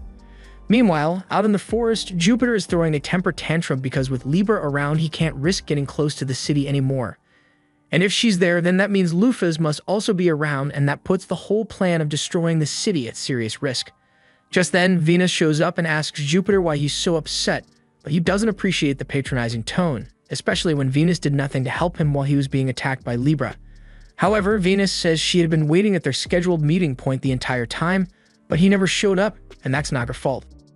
Jupiter asks why she led Lufas to the center of the city in the first place, but Venus tells him she's nowhere near strong enough to stop Lufas, so there was nothing she could do to prevent her from entering the city. Jupiter can't argue with that logic, but he is still really upset because the plan was to invite the Heaven Winged into starting a civil war and destroying themselves so the demons could swoop in and destroy Merak, but with Libra on the lookout for him now, Jupiter can't get anywhere near the city without her finding him. Venus says she feels a little guilty about not assisting him earlier, but that's why she's offering to help him out now. She says she can keep Libra busy for him so he can carry out his plan, but she can only manage around 20 minutes, so he's going to have to work quickly. Meanwhile, back in the city, Lufas has just finished alchemizing the ammunition Libra requested, so she calls her in so she can take what she needs, but she wasn't expecting Libra to lift her skirt over the ammo, and somehow it all just fits in there. But Lufas has no idea how. Libra thanks Lufas for the ammo and promises that the next time she sees Jupiter, he won't escape her. But on another note, Libra asks if she knows where Dina went because her sensors indicate that she's not within a 100-kilometer radius of this city anymore. Lufas tells Libra she doesn't need to worry about that because Dina is simply able to use teleportation magic to go wherever she wants, so she should be back any moment now. However, Libra has a few questions about that because she wonders if the teleportation magic Lufas is referring to is Exgate. As far as Libra knows, there are no other spells in this world that allow teleportation aside from the Exgate spell, and when Lufas tries to put some serious thought into it, her head starts hurting. There was no such thing as teleportation magic 200 years ago, and such a convenient spell never existed in the Exgate online game. In fact, in the game, Exgate was just a term used as part of the setting, so no one could actually learn the spell, but if Dina was able to learn a spell like that and use it at will, what does that make her? Lufas doesn't understand why she's just now realizing this or why she hadn't questioned Dina's origins and capabilities at all till now. She probably should have done this sooner, but she tells Libra that once Dina gets back, they are going to have a little chat with her. A little while later, Dina gets back to the inn, but to her surprise, the room is completely dark and she is suddenly pulled into a chair with a spotlight in her face so she can be interrogated. Dina has both memory manipulation and teleportation magic, as well as a suspicious amount of talent and knowledge for someone who used to be an NPC, so there's no way Lufas would have actually forgotten about her if she were in the original game. First, Lufas asks Dina if her teleportation magic is actually the Exgate spell, and Dina doesn't deny it, which comes as a shock to Lufas though. Now that she thinks about it, Dina has never really tried to hide her abilities, and Lufas does recall that the Exgate spell was used to summon her to this world, so it's not like the spell is impossible to use for normal people. Still, it's odd that Dina is able to use it at will, so Lufas asks about her abilities, but Dina gets offended and starts yelling that she worked hard the last 200 years, so she would stand out more, and Dina seems really serious about it. So Lufas decides to drop the case for now. Dina is relieved that Lufas isn't suspecting her anymore, but now that the investigation is over, on a completely unrelated note, Dina mentions that she should be able to transport Libra anywhere she wants with her Exgate ability. Lufas is surprised to hear that because earlier, Dina said it was complicated to transport other people, but she explains that since Dina is a golem, she is technically an object, so the restrictions of Exgate don't apply to her. In fact, she suggests they should test it out right now, and Libra sees no issue with this since Jupiter hasn't made a move on the city, and it would be very unlikely that he would launch an attack in the short time that Libra will be gone. She tells Lufas she will be back in roughly 10 minutes, and both Libra and Dina teleport away, but not even 10 seconds later, Jupiter launches an attack and blows up a portion of the Light-Wing district. The entire city is engulfed in a cloud of frenzy that causes all the feelings of hate between the light and dark sides to be amplified several times over, and it looks like an all-out war could break out any minute now. Lufas realizes that this is the result of moon magic, not a skill, and since Jupiter uses wind magic, this couldn't be him. She rushes over to Ares to tell him that it looks like there's someone else who desires the destruction of this city besides the demons, and she asks him if he has any idea what's going on here. Ares asks her what she would do if hypothetically this turned out to be the work of one of the 12 heavenly stars, and they were doing this out of loyalty to her. He is concerned that she might be really angry once she finds out this was Agakaros's doing, but while Lufas does say she has to smack some sense into them, she would also be pleased by the expression of loyalty towards her, even if it was misguided. Hearing that makes Ares realize what he must do to make up for not telling Lufas about this earlier, so he says he is going to handle the situation by himself. However, if Agakarose really is the one behind all this, Lufas knows that Ares stands no chance against him, so he might be getting himself into some serious danger. Meanwhile, at the center of the city, Agakarose is hard at work spreading his negative energy throughout the city so the Heaven Winged will destroy themselves, and it looks like it's working really well because most of the city is already on fire. Jupiter is watching from one of the rooftops, and he thinks it's hilarious how easy it was for them to get both sides to destroy each other. And once the Heaven Winged have crushed themselves, this nation is bound to fall, so there's nothing left for him to do here. He plans to leave before the 10 minutes Venus bought him are up because he doesn't want to risk running into Libra out here, but to his dismay, she shows up right behind him a second later. Jupiter doesn't understand how Libra could be back so soon when Venus promises him she would keep her busy for at least 10 minutes, but as it stands, his chances of escaping are very slim. Libra has already analyzed all his attack and evasion patterns, so she tells him that his chances of victory against her are less than 1%, but if he surrenders himself, she will be sure to spare them. Jupiter refuses to surrender, so he dashes past her trying to escape, but she has already seen him use this maneuver before, so she's able to shoot him in the back before he could flee. His reaction time is now reduced by 20% because of the pain, and Libra has a bunch of homing missiles in stock thanks to Lufas, so there's no way he can avoid them. As the homing missiles approach, Jupiter creates a wind barrier around himself as his shield, but Libra already expected this as well. So she punches through the barrier and sends Jupiter crashing into the ground. He can't believe that even though her attack barely grazed him, it was enough to do so much damage to him. And with Libra predicting all his moves, fighting her more would be way too risky, which is why he decides to hide his presence by using wind magic to silence the area around him so she can't track him down. However, a moment later, Libra reaches through and grabs him by the neck, telling him it's pointless to silence high surroundings because she will be able to track him down regardless. Jupiter is really starting to panic now, but he comes up with the idea to hit her palms with wind magic, and that was enough to loosen Libra's grip, so he takes the opportunity to run away as fast as he can. Meanwhile, Ares has just arrived at the center of the city to confront Exgate. Exgate assumes correctly that Ares is here to try and stop him, but he refuses to undo his berserk spell until the city has been reduced to nothing but rubble. And quite frankly, he doesn't think Ares has what it takes to stop him by force in the first place, but Ares isn't backing down.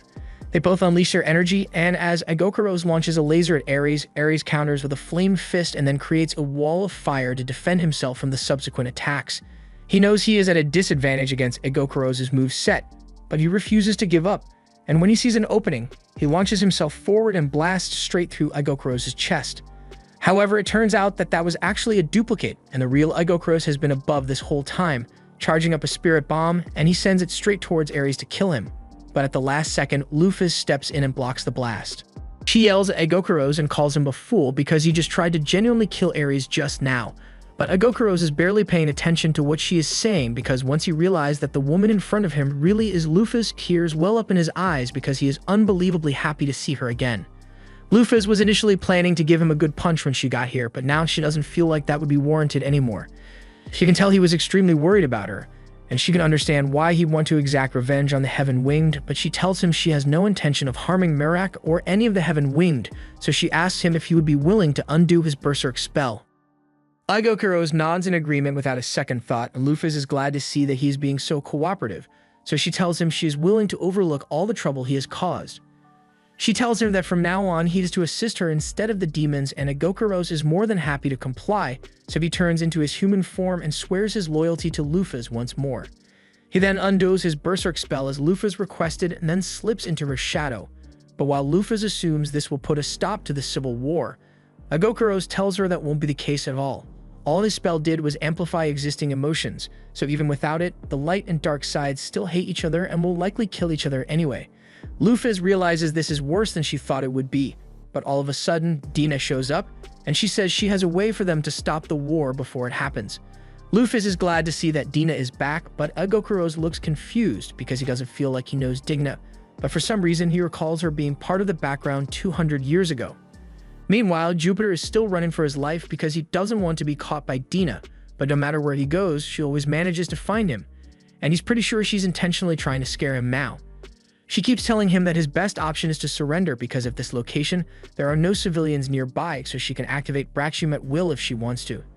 She gives him 10 seconds to make his decision before she attacks, and Jupiter has completely lost all will to fight, so he begs for forgiveness and surrenders.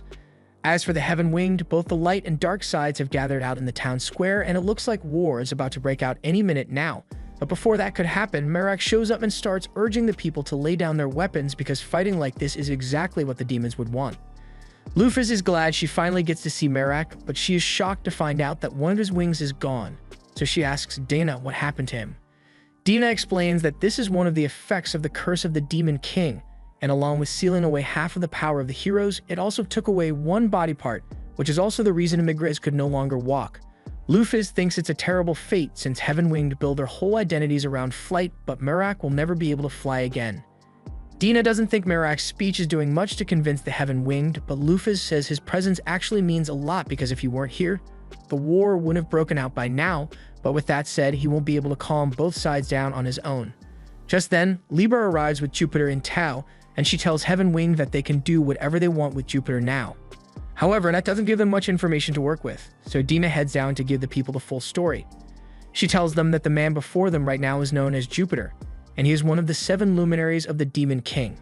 The Light Wing probably recognized his face since he spoke with them personally multiple times, and while Dina is sure they must all want to destroy each other really badly right now, she asks them to stop and think about who stands to gain the most out of the destruction of this nation, and now that the people think about it, they realize that this was all the work of the demons in the first place, and their anger is turned towards Jupiter. Meanwhile, as Jupiter lies on the ground, he looks up at Dina, and as he sees her smiling at him, he realizes that she looks exactly like Venus, and it all makes sense to him now. It's no wonder she let Libra return earlier than expected because she had planned to take him out from the very beginning. Jupiter refuses to accept such betrayal from someone he thought was a comrade, so he breaks free from his binds and charges at her to get his revenge. But before he could do so, he's impaled through the chest by Dina. He tries to tell Libra to wait because the woman in front of him is actually one of the luminaries, but Libra doesn't want to hear a word he has to say, so she slices his head off with one clean strike. Dina then tells the crowd that it looks like the problem has officially been resolved, and the people are left speechless because while they were angry at Jupiter, they weren't expecting to see him get decapitated in such a brutal manner. Lufas understands why they would be at a loss for words, but speaking of words, she wonders what Jupiter was trying to say about Dina before Libra decapitated him. A little while later, once the crowd disperses, Merak meets with Libra to thank her for her help in capturing Jupiter, and he asks her to accompany him back to the castle so he can properly thank her. But Dina refuses because the only one she will accept orders from is her master, and just then, Merak notices Lufas standing behind him, so he assumes she must be the one that Libra was talking about. He asks her to accompany him to his castle, and Lufas agrees, so they all head to a private room, and once they are alone, Lufas takes off her disguise. Merak is both happy to see Lufas again and crestfallen at the same time, because he regrets what happened in the past, and the fact that he's bringing up the past tells Lufas that he isn't a player like she had hoped. He is someone who has lived in this world since the very beginning, and honestly, he seems like kind of a mess right now. Merak genuinely believes he doesn't have what it takes to be king and that Lufas should have remained their ruler. However, as soon as he says this, a flash of strong emotions comes over Lufas, and even though Maphaahl doesn't have any personal stake in this world, with the narrative he created, he knows Lufas must have had no regrets about her defeat, so hearing Merak call it a mistake would be a slap in the face. She tells Merak to have some pride in himself because for better or worse, he was one of the heroes who defeated her, so this is his nation now, and she won't be offering any advice or helping with anything anymore after this, but she is sure he will be able to handle it on his own. Lufas is a bit embarrassed about her display earlier since she doesn't usually get all heated like that. She asks Libra to delete any photos she might have taken of the moment, but Libra pauses for a moment because she doesn't know what a photo is. Agokuros and Aries are also at a loss because they've never heard of such a thing before, and Lufas assumes things like photos must not exist in this world, but then a memory flashes through her mind, and she recalls that when she first came to this world, she mentioned something about how no one should have any photos of her, and Dina carried on with the conversation as usual, so she must have known what photos were, and if that's the case, and there must be something she is hiding, so she asks Dina to have another private chat with her, and Dina gets a creepy smile on her face.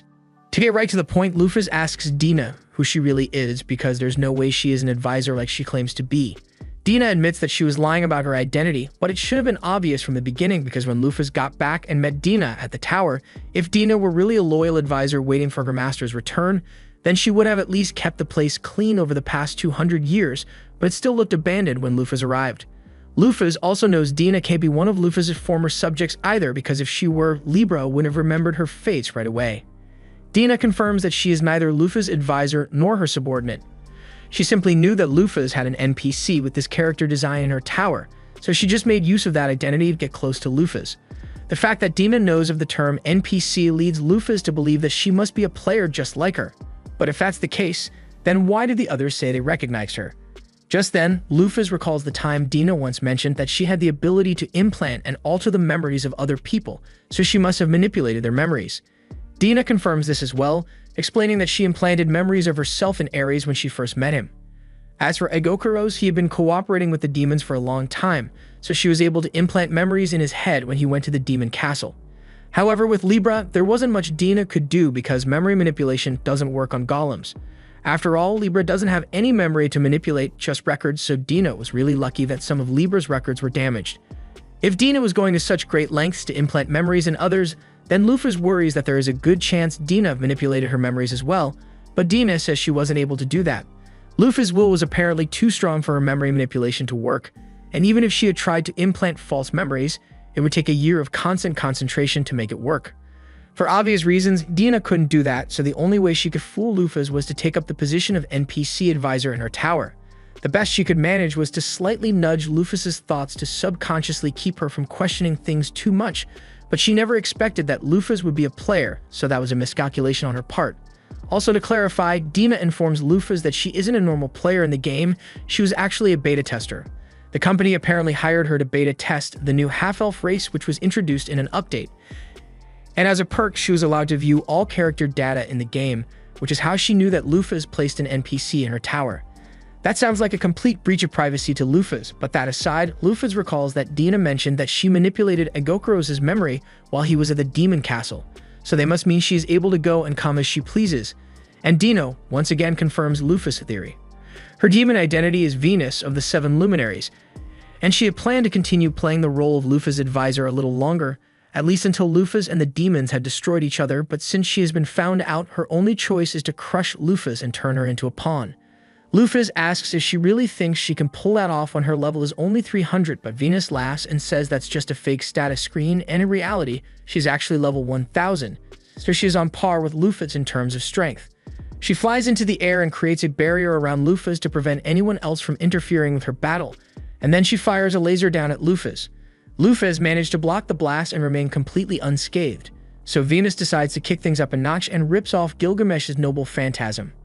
Hundreds of blades are sent flying at Lufas, and at first, Lufas is worried, but the DPS of this attack is actually really low, so she's able to blow away all the blades and then creates a few of her own to return the favor. However, before the swords could get to Venus, she opens a portal and sends them right back to Lufas, so Lufas is forced to fly into the air to avoid getting hit. She tries tackling Venus out of the sky, but Venus opens another portal and teleports herself out of the way. She then casts a water spell that causes vines to grow out of the ground and target Lufas, so to counter, Lufas hits them with a thunderous axe kick. She then starts flying towards Venus again, but Venus tells her it's pointless because she can easily teleport herself away. However, Lufas has already started to catch on to Venus's patterns, so as Venus emerges from a nearby portal, Lufas is already there waiting with her fist raised. Venus reacts quickly and slips the punch, buying her enough time to retaliate with a punch of her own. But even though it's a direct hit, Lufas says attacks like that won't work against her. Venus may be strong, but her class is still a backline mage, so her melee attack stats are no match for Lufas' HP. Lufas, on the other hand, excels at physical attacks, so she open palm strikes Venus, sending her crashing into the ground. Lufas asks Dina to give it up already because there's no way she can win. Technically, it's not impossible for a backline mage to be a frontliner, but it would require several countermeasures to be put in place, and Dina never even attempted to use any such countermeasures, so it could only mean one thing. While Dina was indeed a beta tester, she only ever tested the balance of abilities and never went deep into the actual gameplay. After all, there's no reason for a tester to keep playing after they've gotten their character up to max level, so in other words, Dina doesn't know what it means to be a hardcore sweat in these games, and that means Lufas is leagues ahead of her in skill. That said, Lufas asks her to please stop fighting because there's no reason to go on like this. Dina asks if this means Lufas is willing to forgive her despite all the deception. And while it's true that Dina deceived Lufas, she has also been of great help on their journey, so Lufas doesn't plan to hold a grudge over that, but she'd still like an explanation as to why Dina chose such a roundabout method if her goal was ultimately to destroy the demons. Dina remains silent for a moment, and when she finally speaks up, she tells Lufas she hasn't lost yet. She still has one technique up her sleeve, and the only way she will admit defeat is if Lufas can somehow survive this next attack. Dina then rips off Pain's move, summoning a giant meteor aimed right at Lufas, and then she teleports herself outside the impact radius to leave Lufas to deal with it alone. Lufas could probably just fly away to avoid getting hit, but with the size of that thing, it would definitely destroy Galahorn on impact as well, so she has no choice but to face it head-on. She flies straight up at the meteor, and despite the crazy situation, Lufas feels no fear because she knows she can pull this off. She activates her Iron Kick skill, and to make sure she completely shatters the meteor, she adds a weak point strike and puts all of her power into it, practically disintegrating it in an instant. From the perspective of the Heaven-Winged and Galahorn, it probably looked like nothing more than an extravagant fireworks display, and with the crisis averted, Lufas approaches Dina and asks her if she wishes to keep fighting, but Dina admits defeat because if her strongest spell can't damage Lufas, then there's no way she can win. Lufas asks if she's ready to explain why she did all this, and Dina agrees to talk, so she starts explaining that she was a beta tester who came to this world right after Lufas was sealed. She was occupying the avatar of the character she used to play, and at the time, there were still plenty of strong characters around. There were large numbers of people over level 500, but level 1000s were limited, and all information about players who weren't written about in the novels were completely gone. That's what led Dina to realize that this isn't the world of the game after all, it's the world of the game's published novels. Hearing this comes as a shock to Lufas because she never even considered that possibility till now. The game had a novel system which incorporated players' actions into stories for an official history of the world. This is bad because there weren't many people who actually made it into the novel in the first place.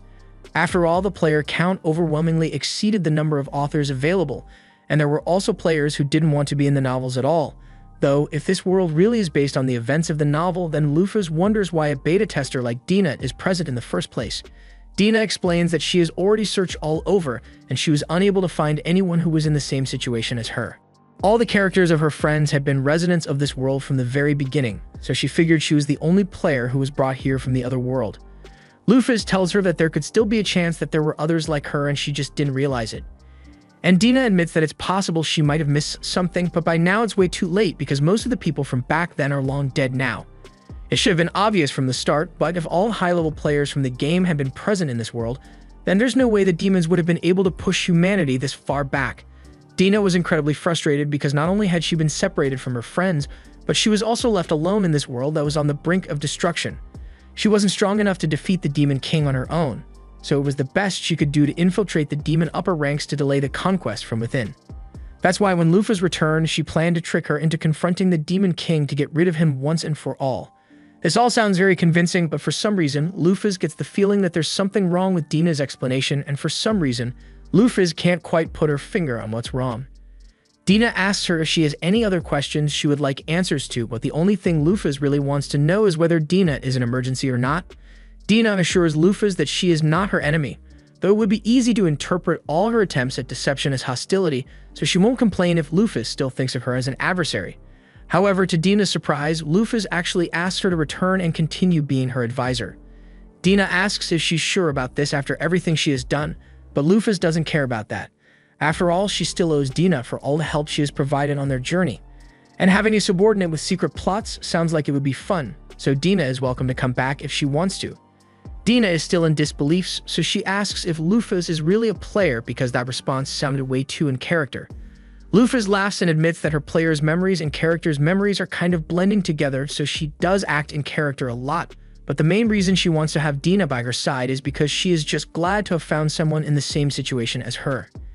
Yes, Dina tried to manipulate her into fighting the Demon King, but Lufas was going to do this anyway, so nothing's really changed. Dina is moved by Lufas' acceptance of her, so she agrees to loyally serve as her advisor until she defeats the Demon King. But moments later, Lufas' subordinates show up and they are concerned about that giant meteor they saw earlier, so they ask Lufas what happened. Lufas can't exactly explain her battle with Dina to them, so she just says she was attacked by a mysterious force. The others don't question it, so Lufas moves on and says they should get ready to leave so they can go get Parthenos. And while they are on the topic, she asks Agokuros if he has any information on the rest of the heavenly stars, and as a matter of fact, he does. He tells her that Scorpius is also working with the demons right now, and Leon is currently waging war against the vampire princess Benetnash. That sounds like a lot of trouble waiting to happen, but there is actually one more thing Agokuros wants to mention.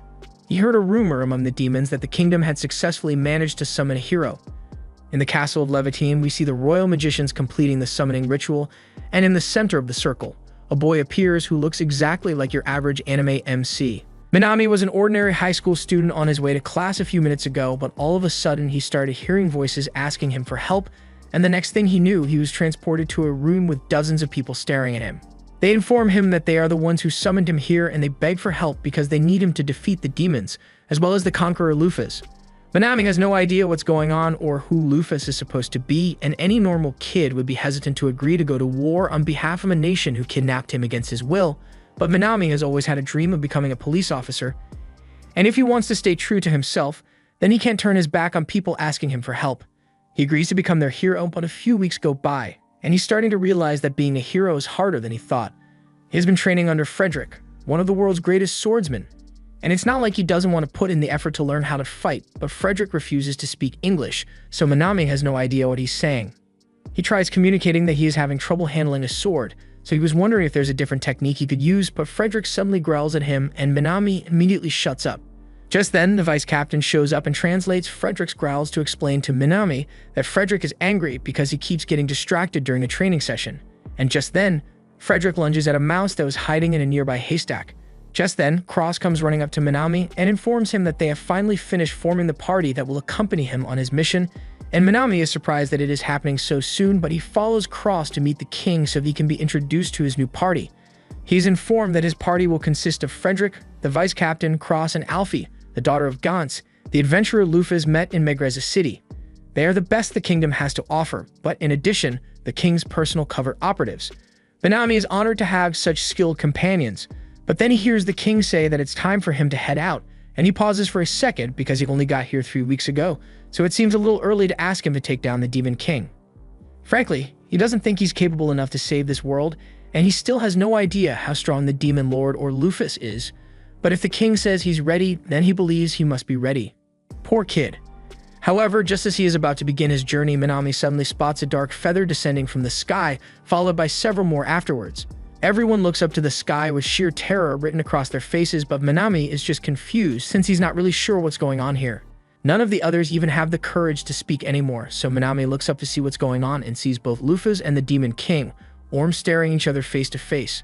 Cross begins cowering in fear because he thinks those two have come to destroy the kingdom, but in reality, Lufas and Orm seem way more focused on each other.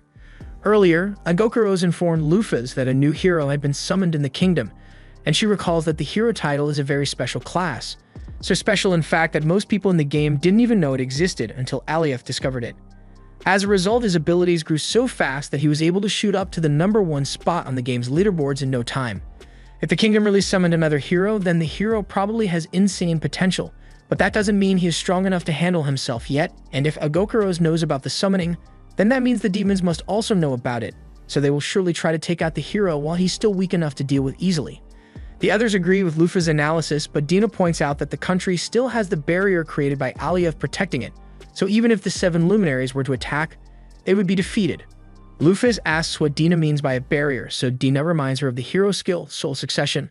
Lufas remembers the effects of that skill, and it was a real pain in the ass to deal with. It creates an area of effect barrier that significantly buffs allies and debuffs enemies within the area, and the most annoying part of the skill is the fact that the effects last until the combat ends. However, it came at cost. The user would immediately die and be warped back to spawn after activating the ability, though the revival mechanic doesn't really exist in this world, so using that ability must mean permanent death. Apparently, Alioth gave up his life to erect the barrier around the kingdom, and Lufas respects his dedication to protecting his people. She asks if the barrier being there means the kingdom is a safe place for the hero, and her subordinates all confirm this since even Ares and Agokuros would struggle to fight within the barrier, and the same would go for any of the luminaries, so as long as the Demon King himself doesn't show up, there shouldn't be anything to worry about. Hearing that reassures Lufas a little, but she is still concerned about the situation in Leviton, so she tells everyone she's going to head over there for a little bit, and she will be back by tomorrow. Lufas eventually arrived at the kingdom, and she stops outside the barrier to admire how strong it is. There's no way the likes of the 7 luminaries would dare to set foot in here, but there is still someone else who is capable of handling the effects of the barrier, and that's Demon Lord Orm. Back to the present, Lufas and Orm are facing off against one another, and the Demon King says it's a pleasure to finally meet her. As he says this, he refers to her as Alcor and begins releasing his power, and the terrifying pressure sends the hero party crumbling to the ground. Lufas is confused by the name Alcor, so Orm explains that it is the name that he and the rest of the demons refer to her by out of fear and respect. It means the stat that portends death, and she was given the title because all who cross her path end up dead. Lufas is amused and asks the Demon King if he came here to kill the hero because he's scared of him, but Orm laughs and says there are only 2 people whom he fears. One is the omnipotent goddess, and the other is Lufas. That said, the real reason he came today is because he knew Lufas would be here, and he wanted to meet her. He has a confession to make because in the past, he had always avoided confrontation with her because she was the strongest force he had ever seen. But it was only after she had been defeated that he realized that Lufas was the only one acting outside the goddess's scenario, so he never should have let Lufas be defeated. Lufas asks what he means, but Orm tells her that if she wants to know the truth, then she is going to have to prove that she is worthy of it. They both fly up into the air and begin their battle, dealing devastating blows on the scale of natural disasters to one another. The terrain crumbles under the force of their attacks, and Minami is stunned by what he is witnessing, but he is actually taking it a lot better than the others here, because Alfie is having a full-blown panic attack because she can't believe the king expected them to fight those two monsters someday. Lufas and Orm continue trading blows, but Orm manages to catch her leg at one point and spins her around before punching her right in the chest. This knocks the wind out of Lufas, but she is able to counter with a knee to the chin, launching Orm into the air, and then she follows him up until they are above the clouds. She then punches Orm with so much force that the clouds split behind him. But in a crazy turn of events, Orm actually manages to stop her attack with a single hand. He tells her he is impressed since he hasn't felt such strength since his battle of the 7 heroes 200 years ago, and Lufas tries playing it off by telling him he is also a worthy adversary, but internally she's freaking out because Orm just blocked a full power attack like it was nothing, so she stands no chance of beating him. Their short battle has already shaved down 50,000 points of her HP, and she's certain that Orm has way more HP than she does, so continuing to fight would be a mistake. She returns to the ground without another word, and Orm calmly follows her down as well. Meanwhile, on the ground, the hero party is still in shambles after the terrifying battle they just witnessed, and Alfie may need a therapist after this, but Minami still seems to be holding up, so he turns to face Lufas and the Demon King. The Demon King tells Lufas that she has done well so far, but he asks why she hasn't used her full strength yet. Lufas has no idea what he means since she has been going all out, but Orm recalls that 200 years ago, before Lufas was defeated, she had power that was far greater than what she displayed today. Maphaahl is shocked to learn that Lufas was even more terrifying before he possessed her, and seeing the confusion on Lufas' face tells the Demon King all he needs to know. He curses the goddess because she must have laid out countermeasures to make sure Lufas wouldn't be able to oppose her anymore, so it is too early for Orm to fight her because she won't be able to overcome the goddess's scenario like this. Lufas asks what he is talking about, so Orm explains that everything in this world is currently following the goddess's scenario, and that includes the devil folk. If anything, they are just pawns used to make things more exciting for the goddess. For example, the fact that no one has ever stopped to question why demons kill in the first place. Lufas assumed it was because they wanted to expand their territory, but Orm explains that that's only part of the reason. Demons will literally disappear if they do not kill people because that's how they were created by the goddess. And those who disappear have their essence spread throughout the world to create mana.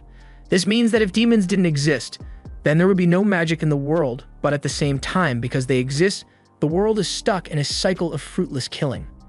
This is all exactly how the goddess planned it to be, and she left Orm in charge of managing the demons to make sure they don't get out of hand. Lufas had no idea about any of this, but all of a sudden Cross speaks up and demands answers because what the Demon King just said insinuates that the goddess of mercy, Alovinus, is toying with the world, and he can't believe that. Orm confirms that it is true, though he doesn't see the point in telling the truth to someone who is still under the goddess's scenario, and tears begin to well up in Cross's eyes because he devoted his entire life to serving the goddess for nothing. Orm goes on to point out that the very fact that the heroes chose to betray Lufas is a sign of the goddess's negative influence. They could have easily waited until she has defeated all the demons to take her out, but instead they chose to kill her before the final battle, which was a stupidly unnatural decision. Lufas agrees with Orm's point, especially since all the remaining heroes seem to regret their actions now, and he explains that the reason the goddess turned them against her is because she was the most likely to reach the truth before anyone else. However, before Orm could say anything more, Dina opens a portal and attacks him while Libra swoops in to drive Lufas away, telling her that the best option right now is to retreat. Meanwhile, back on the cliff, Orm addresses Dina and tells her that it was an audacious attack. He has erected a sound barrier around them, so he tells her she is free to speak her mind, and he asks her if she knew that Lufas was weakened. Dina smiles and tells him she knew about it, so Orm asks if she was the one responsible, but she tells him the only one strong enough to do something like that would be the omnipotent goddess, Alovinus, and it's not like that's her. This was the end of episode 11. Subscribe to not miss the next part.